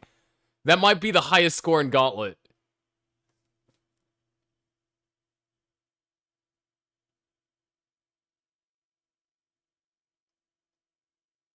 What the actual heck, bro?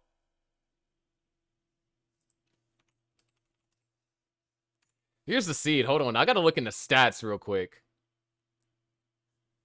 Let's see, because Alex T previously had the high.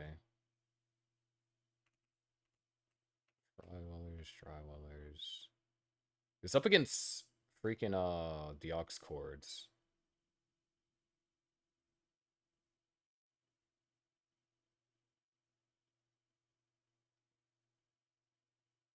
So against Eternal. Yeah, because is that the... Yep. Blue Scooty just got the highest score in Gauntlet. Alex T's previous high was 1,803,000.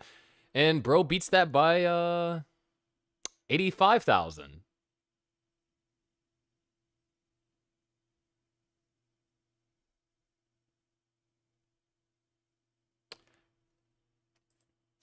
Wild.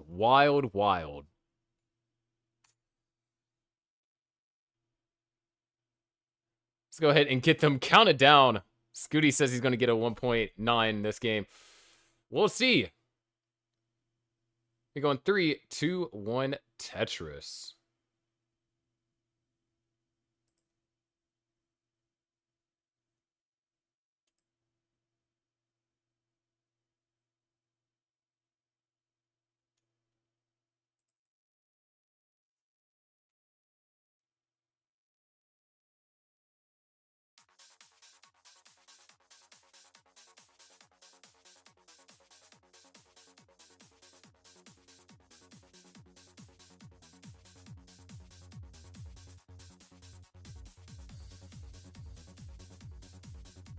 But I mean, it was a solid game played by Doodle. But the fact that in order for you to have won that game, you would have needed a 1.9 basically. It's kind of tough. There's not much you can do there.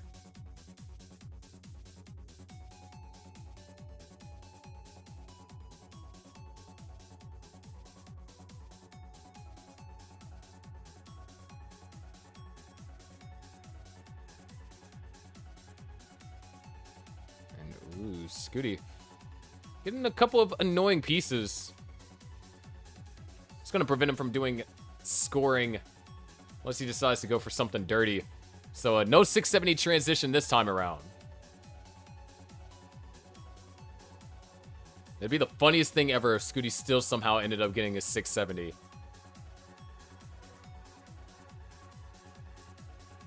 Alright, that's a dirty Tetris.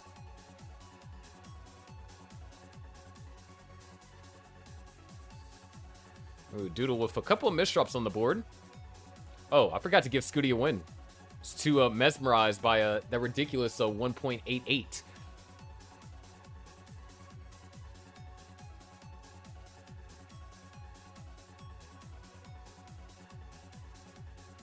One game away from the Sparks and Minos securing victory. Doodle is one game away from bringing us to a decider.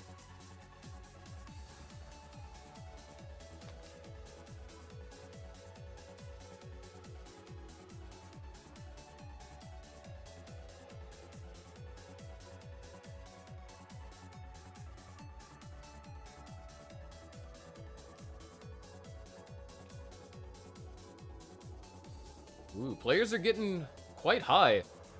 Scooty finds the Tetris. Doodle had to cover up the well just to survive. And even surviving might be a little bit of a question mark here.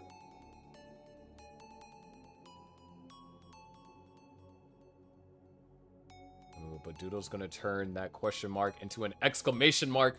Staying alive. Smart decision. Not gonna throw the S piece over to the left. That would have hung, or had a chance to hang.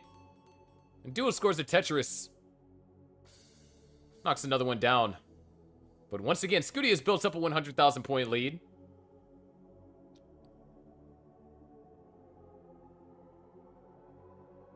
Jerpy did.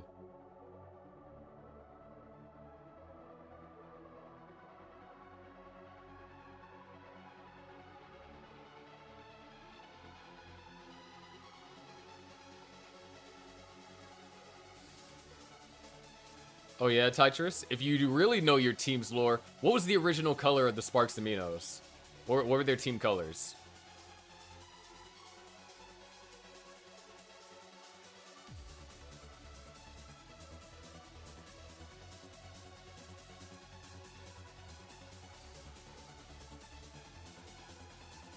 Nope. Fake fan. 318 for Doodle, 432 for Blue Scooty.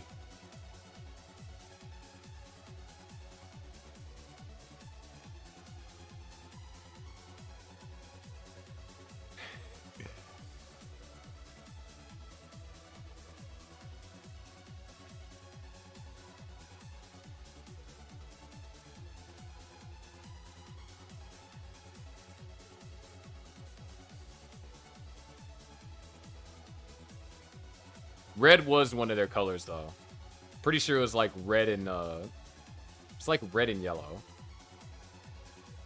Not a gold, though. The only team that was gold was Millionaires. So I remember, because one of my first logos that I did for them,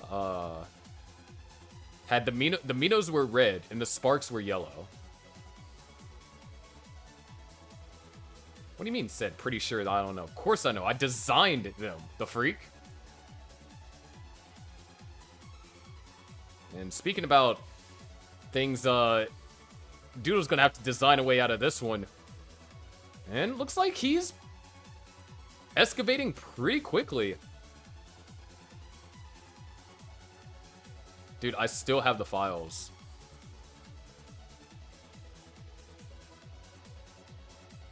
Oh, that's transition. 428 transition for Doodle. Scooty transitions at 583. Will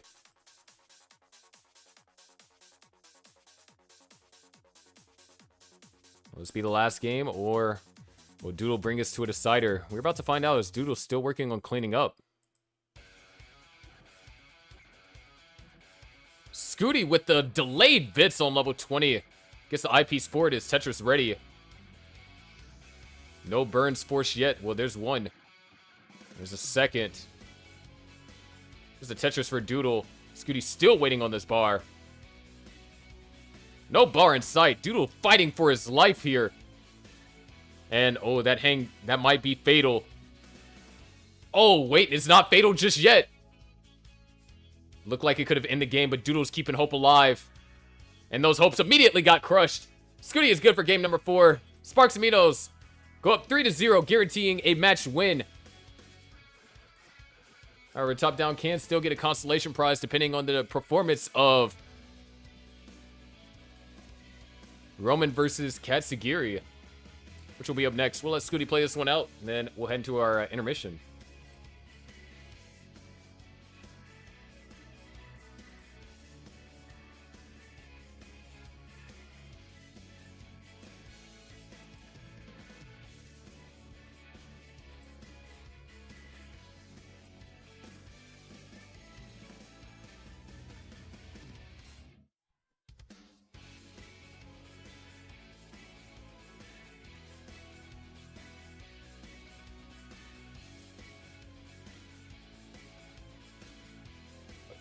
I think Ty is either older than me by like 1 year, or he's older than me by like, we're like pretty close in age.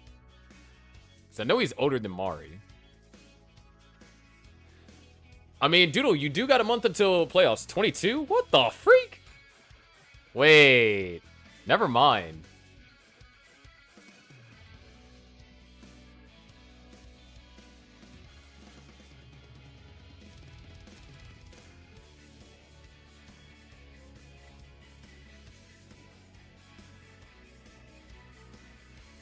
Bro, Dan V, same, dude.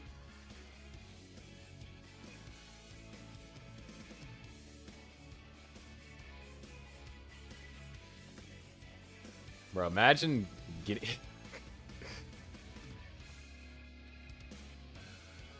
Bro, what you see on streams, with the exception of my mustache, because I like to trim my mustache occasionally. Bro, so it starts curling up.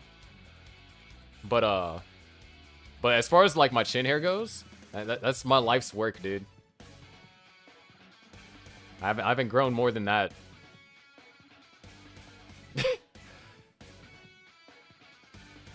Alright, Scooty goes in with another 1.2, a higher 1.2 than last time. Wait, bro might have actually been serious about trying to go for the 1.9.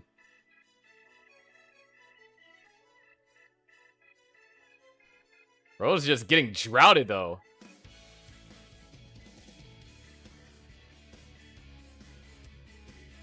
Dude, I swear.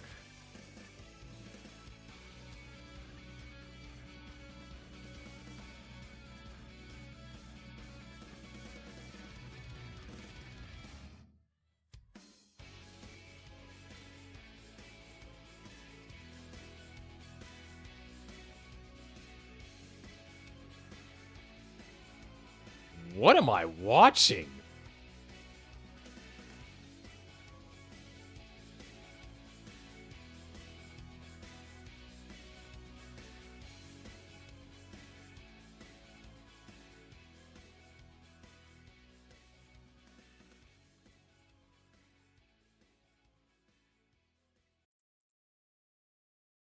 Okay, we see a slowdown. Oh, wait. But bro's still on the same pace as last game. Level 35 rollover. Okay, bro. Wait.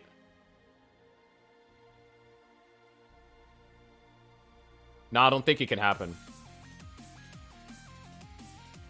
Oh, yeah. That misdrop seals the deal. Okay. There won't be a 1.9 this Gauntlet stream. Maybe in Super Month in November.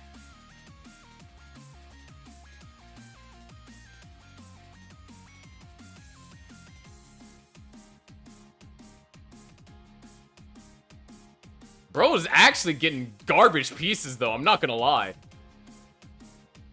Back-to-back 1.7 plus, though. Alright. Last match of the day. Ketsugiri versus Roman. Don't go anywhere. We will be right back.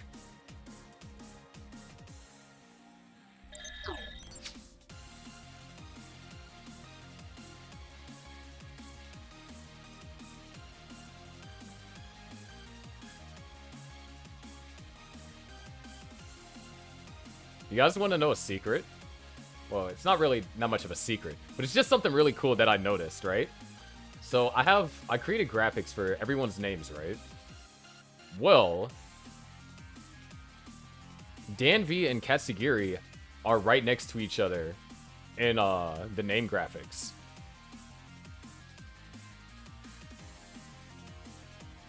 And it's because, like, other people that would be in between them, I already, like, assigned, like, you know, put the team's initials in front of the files. I didn't for these two because I was being lazy. So Dan V and Katsugiri are just next to each other. Just thought that was, like, a cool moment whenever I was putting together or looking to change names to S's. I was like, oh, it's kind of cool.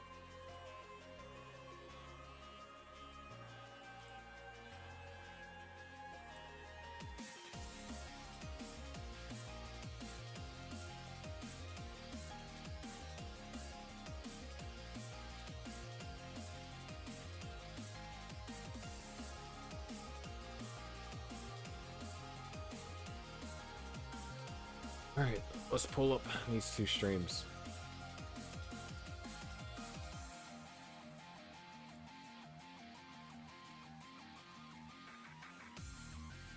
No, Dan V and Krink are on the same team. Why would they play each other?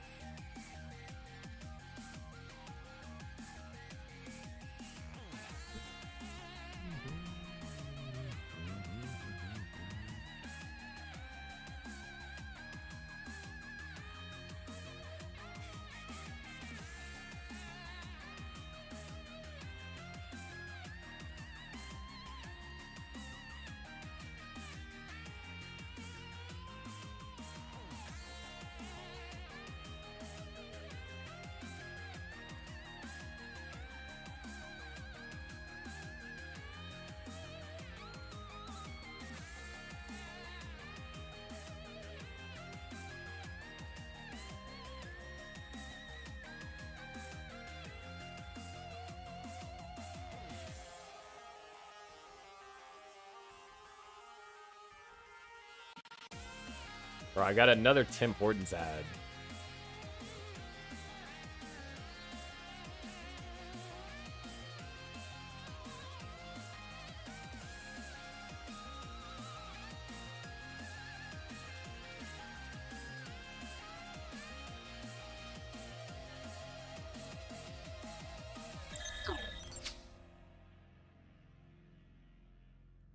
Yeah. Wait. Players, would you like SPS? Hey, you're not supposed to play. Get out of here, music.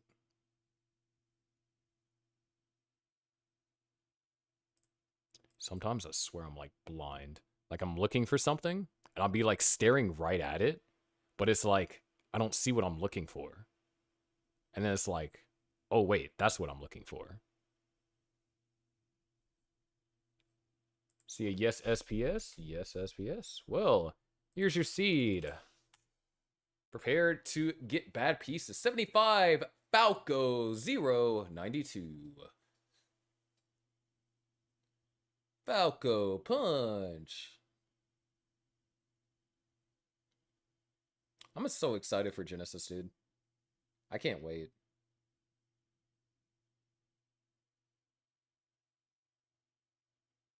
It'll be like the first event that I attend. It's like freaking 4 months away.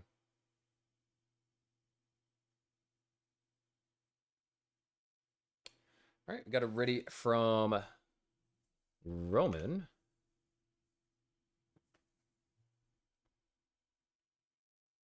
We got it ready from Katsugiri. Let's go and get them counted down.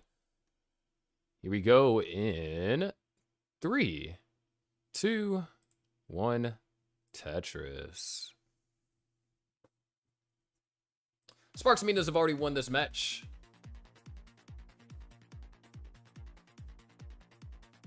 Roman could give top down a consolation prize of walking out of this one 1-3.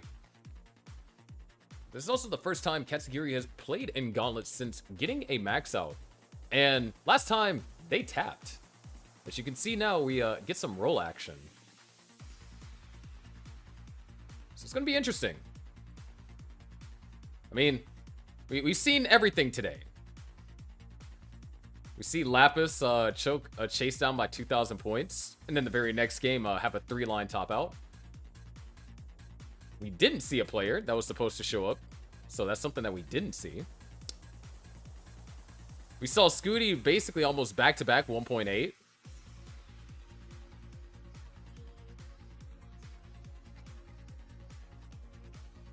So it's like, you know, what a better way to cap off Gauntlet Super Week.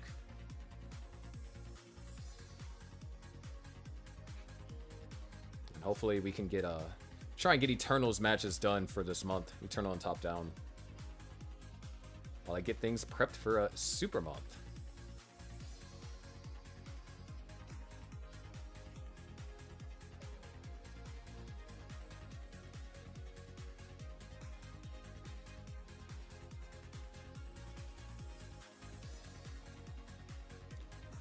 There's a Tetris for Roman. Goes up to 147. Katsugiri with a hole in column 7. Nice, yeah, column 7. So, looks like she's going to decide to go for row 2. Pieces aren't necessarily the best for it. Yo, Ansel coming in to support the team.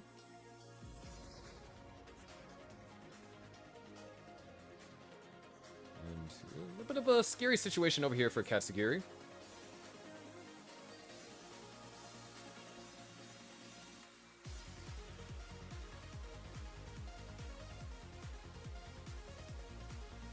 Good down stacking so far. Oh, those pieces are perfect. Well is open. And can continue to maintain a Tetris readiness position whenever the next eyepiece comes. And there it is. Opens up the well just in time. 207 for Katsugiri. 223 for Roman.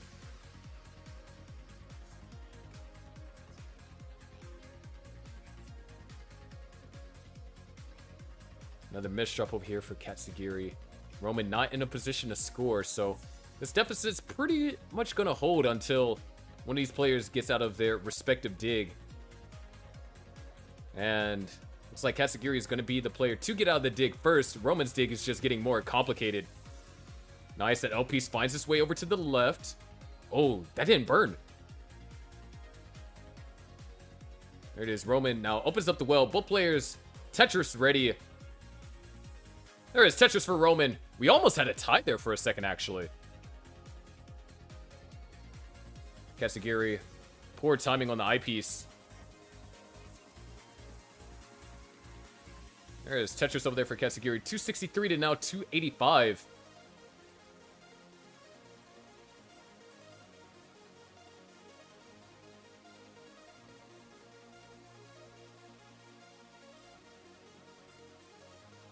Still a pretty close game. Both players having to weather some difficult piece sequences.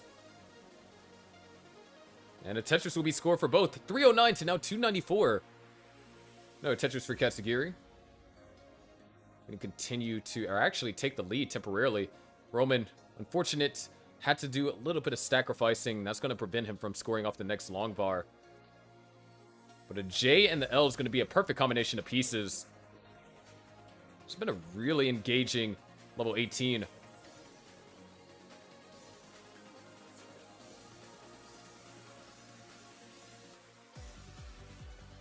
There's Kasagiri, Tetris ready. So is Roman.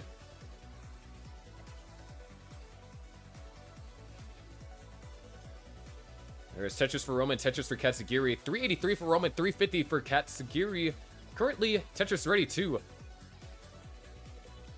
3 Tetrises left for Sparks Minos player. We got 5 left. Make that 4 for our top down player. It's going to burn a single, so now only 3 left possible.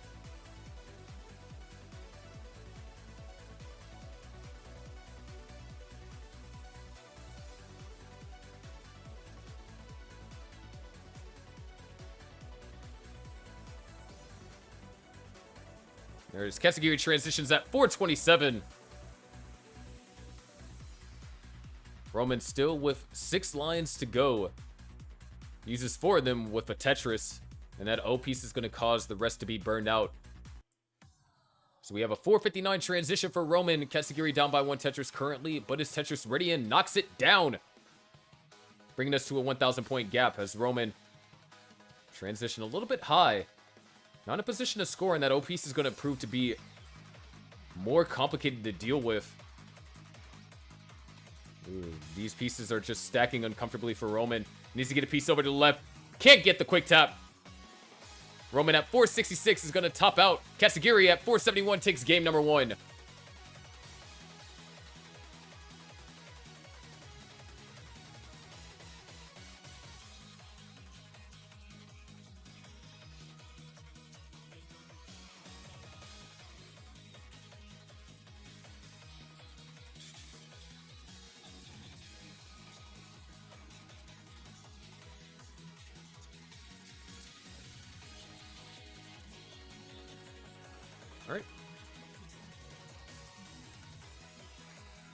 Alright, so if you can just go ahead and increment players, crazy, we might actually be done before 5 or before 6. I mean, having a no-show definitely helped. Because past couple days, those matches lasted forever, bro. Well, players are ready. So am I. Let's go ahead and get them counted down. Here we go in 3, 2, 1, Tetris.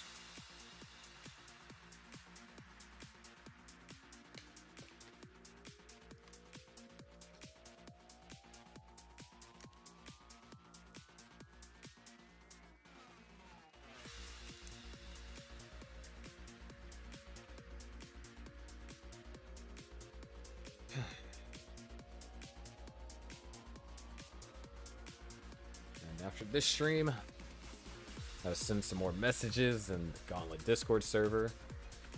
And then it is studying time.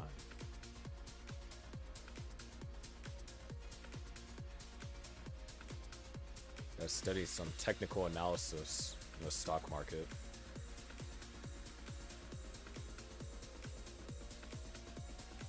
But I'll tell you where the stocks are up, and that's on the stakes of this game. Roman needs to win this in order to tie things up. Kazagiri wins this. Sparks and Minos will be one game away from sweeping top down.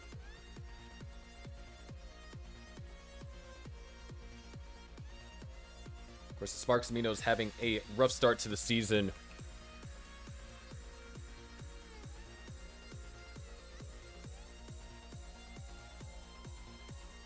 And in the first match that they had up against Top Down, it was the 5th match of the season. It was actually Blue Scooty's debut as captain. Sparks and Minos came out on top 3-1. So we're looking at a potentially even better result.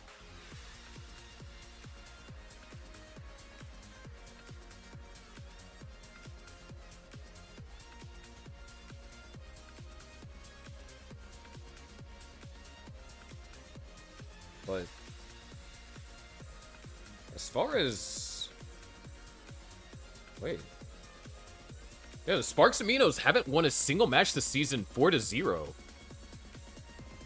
There's either been losses or wins like 3-1 or 3-2.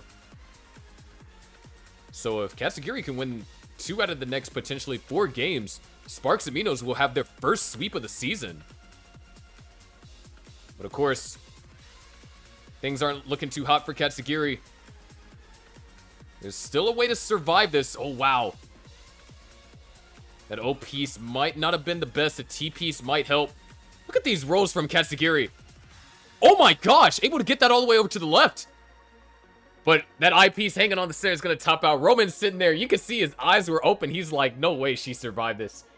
And that's true. No way she does survive. Roman takes game number 2. Bro, Roman was scared there. He was like, wait, why am I going up against this? Ridiculous play. But players are already ready to get into game number 3. Shake things off and get started. Here we go in 3, 2, 1, Tetris. Wait. Actually crazy sync right there. Well, not from the players.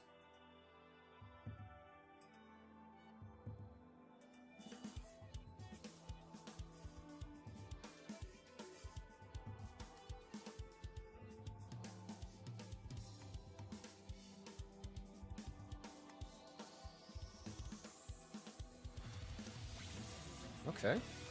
Good pieces over there for Roman. Nice active adjusting. As players wait on their 7th eyepiece. A lot of front eyepieces were like front loaded. So a lot of early burns were being forced.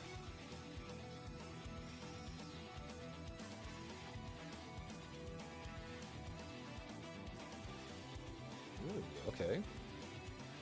Looking pretty good. 92-720 to 92-720. Roman's going to have to take a couple of burns. Kazagiri had a clean enough stack. Going to have to take burns as well. And it was off of a same piece that forced Roman into burns. That O piece just didn't have a good accommodating spot for it. Ooh, that Z piece. A little bit rough for Kazagiri. She's going to burn all the way down. Not get into another situation like what we just saw.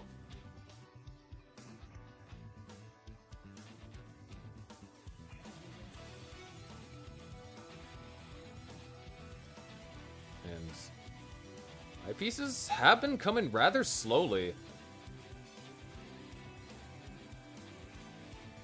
And not necessarily been able to be used by either player too much. Rough timing on that eyepiece. Kazagiri covered up the well. Both players are clean. 150 for Roman, 130 for Kazagiri.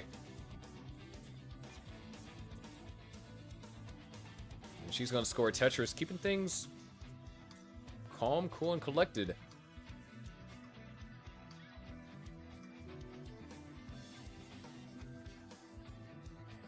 And looks like pieces are starting to be a bit more respectful. Roman having to do some burns here. So Kazagiri is going to tie us up following that Tetris. Slightly off sync Samo Tetris there. 222 to 220.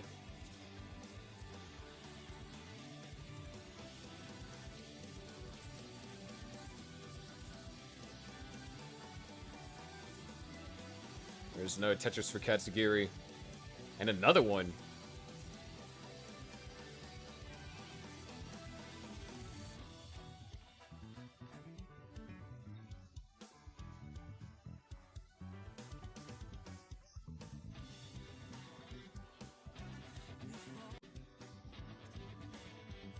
It's been a pretty close back and forth here.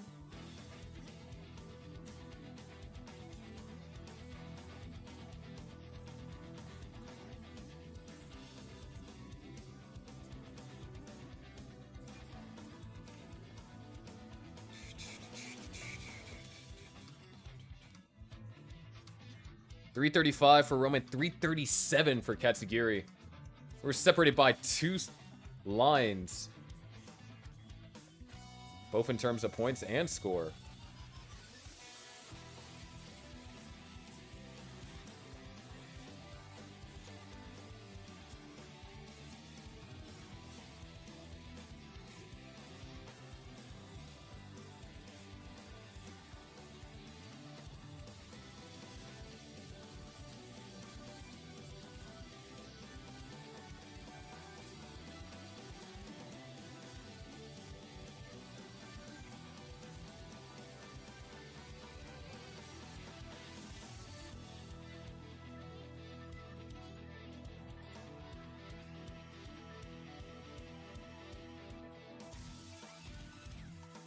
Closing in on the level 19 transition, about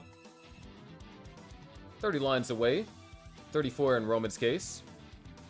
And we're looking at another back and forth, similar to what we saw in game 1.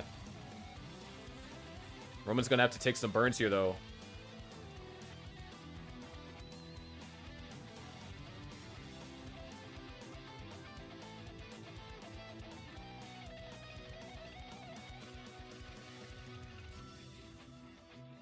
Katsugiri and a dangerous dig.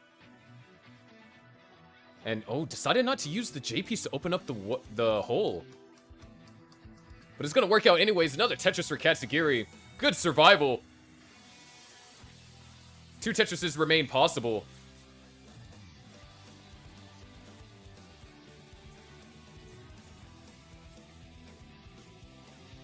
And 2 Tetrises remain possible for Roman as well.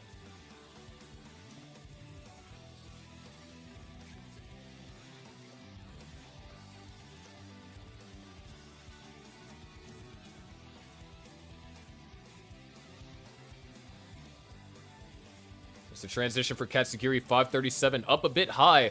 So it's just going to bring the stack down. Roman, ooh, hold on, Katsugiri in a bit of trouble. Nice 5-tap over there to the left. Roman's going to transition at 504, but it's also uncomfortably high. Katsugiri is going to survive, knocks down a Tetris, and follows up with a second one. Roman is also going to survive a little bit longer. Nice. Able to go for a couple of flat placements on the eyepiece, but not able to get them over to the left all the way. Looks like this could be it for Roman. He's doing the best he can, but can't do anything. 516 is Roman's top out. Katsugiri now on match point.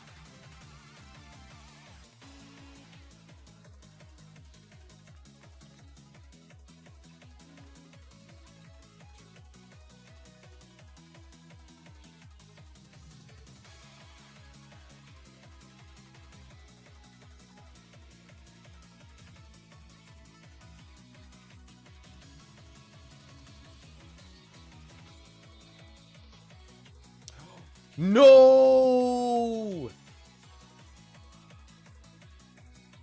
Bro, that's so sad.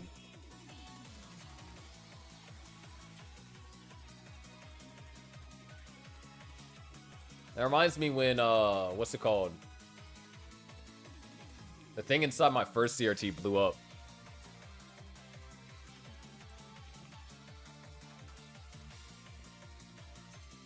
Let's go ahead and count them down. Here we go in 3, 2, 1, Tetris.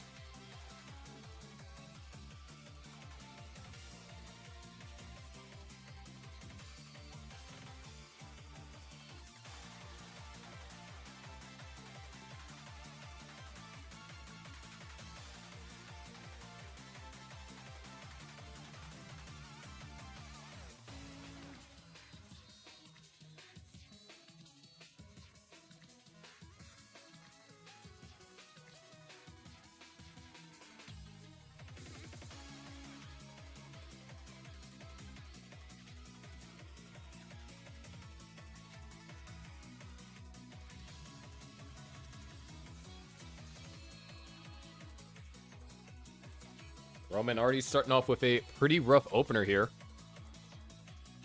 Katsugiri's on match point.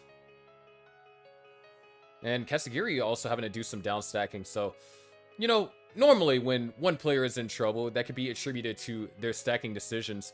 But when both players are in trouble, it generally means that something with the seed was going on. And you can see that both players are kind of digging out at similar paces.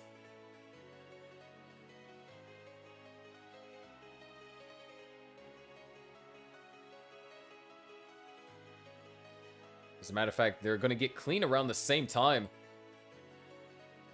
However, Roman was able to utilize that long bar for a Tetris. Katsugiri unable to, so one Tetris is going to separate them here in the early goings. So weird, dude. That's why same piece sets is always a spectacle to watch.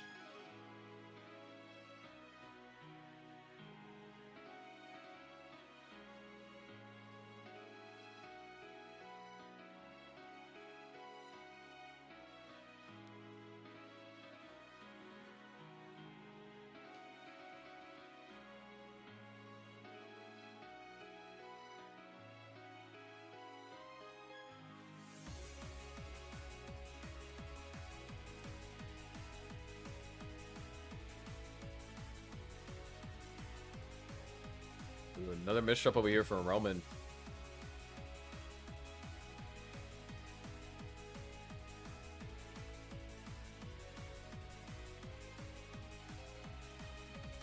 Roman was able to clean up.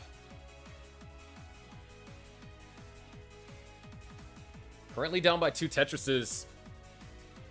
It's going to close the gap by 1.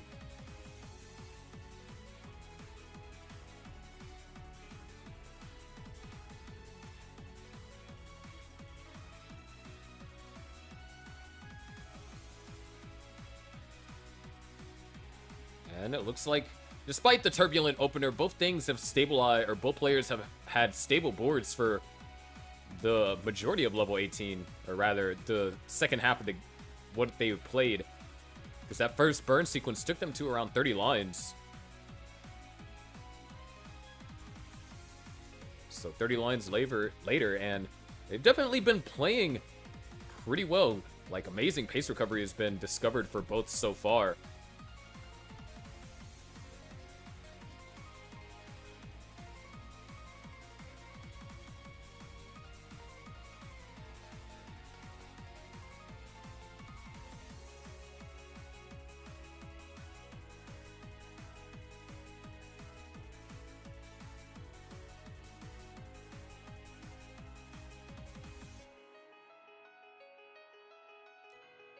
Or Tetris score from Katsugiri. 327 now, 330. Roman in the lead. There's also slightly ahead in lines. Either way, this is neck and neck territory. Once again, this is the perfect matchup. Both of these players have been close on level 18. It's just on level 19, Roman has been unable to transition with a board that is conducive for scoring. And Katsugiri has been able to survive some pretty scary stuff, too.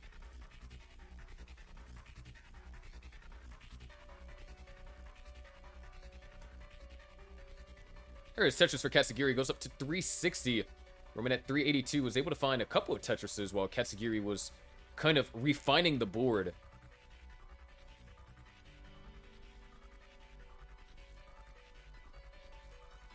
But less than 20 lines away from the transition from Roman.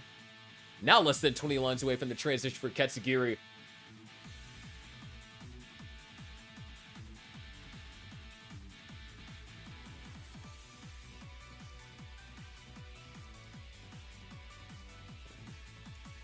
Yeah, things have been stable, and players haven't been receiving a terrible amount of long bars. But they've been coming at some pretty respectable timing. Tetris for Katsugiri, just going to be just shy of being able to score that Tetris. So it looks like this game, Roman will have... Oh, hold on a second. Tetris for Katsugiri. If Roman does get this last Tetris, then Roman will have the lead into level 19. Katsugiri is going to transition at 500,000, almost even. Roman transitions at 511.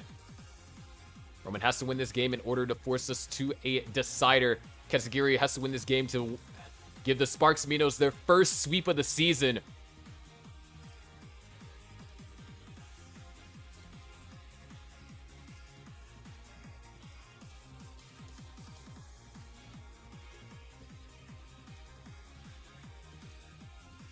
Couple of tricky pieces over here for Katsugiri. Oh, goes for the S flat there. Wait, that's a generational burn find. Currently in the lead, but trying to downstack. The well is open now or not yet. Things are starting to get higher for Katsugiri, but she hits all the crucial placements. Now the well is open. She has the lead and is going to keep it. There's the Tetris for Katsugiri. Goes up to 589. Roman at 557, still trying to get in a scoring position. As Katsugiri takes a safety triple, bringing the stack down into a more comfortable position. While Roman's now starting to get built up for his next Tetris. Wasn't quite ready for that long bar, but is ready for this next one whenever it comes. There it is, Tetris for Roman. 589 to now 627. Katsugiri going for a skim. Flat eye placement, I love to see it. Tetris for Roman now at 618. Katsugiri waiting on the next long bar. Opens up the well just in time for that long bar. 661, just over a Tetris is separating these two. And oh no, Roman losing Das. And that left side might be it. Roman can't get anything over to the left. A top out at 622 is going to do it. Katsugiri takes the match 3-1. Meaning the Sparks and Minos officially sweep top down.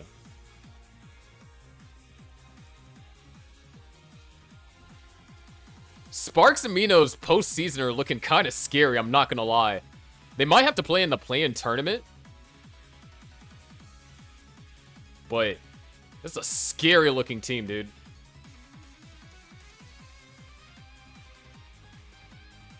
With that being said,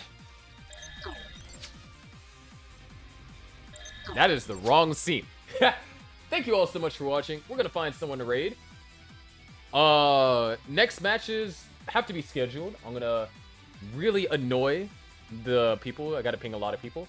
Currently in the standings, though, for those of you Grandmasters are number 1 with a 12-2 record. Stochastic Squad is 11-5 at number 2. Millionaires are 3rd at 10-5. Wavy Ones are 4th at 9-6. Ox Cords are 5th at 9-7. Rogues are 6th at 6-8. Drywallers are 7th at 5-8. Top Down is now 9th at 4-11. Sparks and Minos go up to 8th at 4-9. And Eternal is last at 2-11. Those are what the standings look like going into this upcoming week. We'll see if things change further. But, oh, sweet. But, thank you all so much for watching.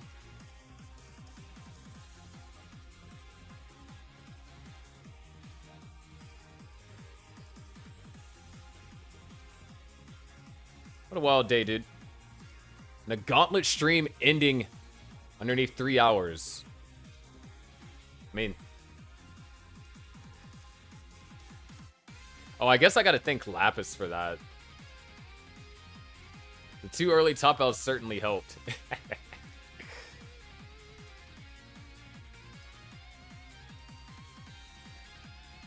Alright, Tristop is in fact live. So, before I raid, everyone go over there to Tristop's chat. We're trying to help him get to partner. So, let's get him there.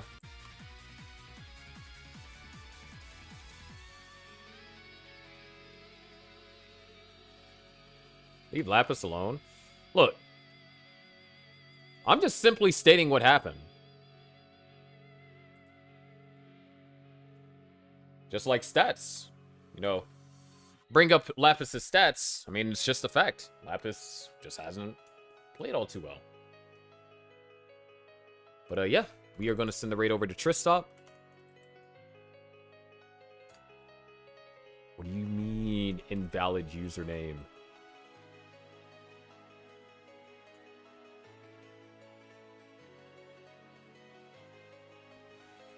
Alright, good luck, Tristop. You got this, dude. I'm going to partner push in November. That's when I'm planning it. Because I'll have like 12 Gauntlet matches hopefully lined up in November, and Gauntlet is my highest viewed thing, so we'll see. Thank you all so much for watching. Go enjoy Tristop's stream, and we'll see if we'll be back this upcoming week.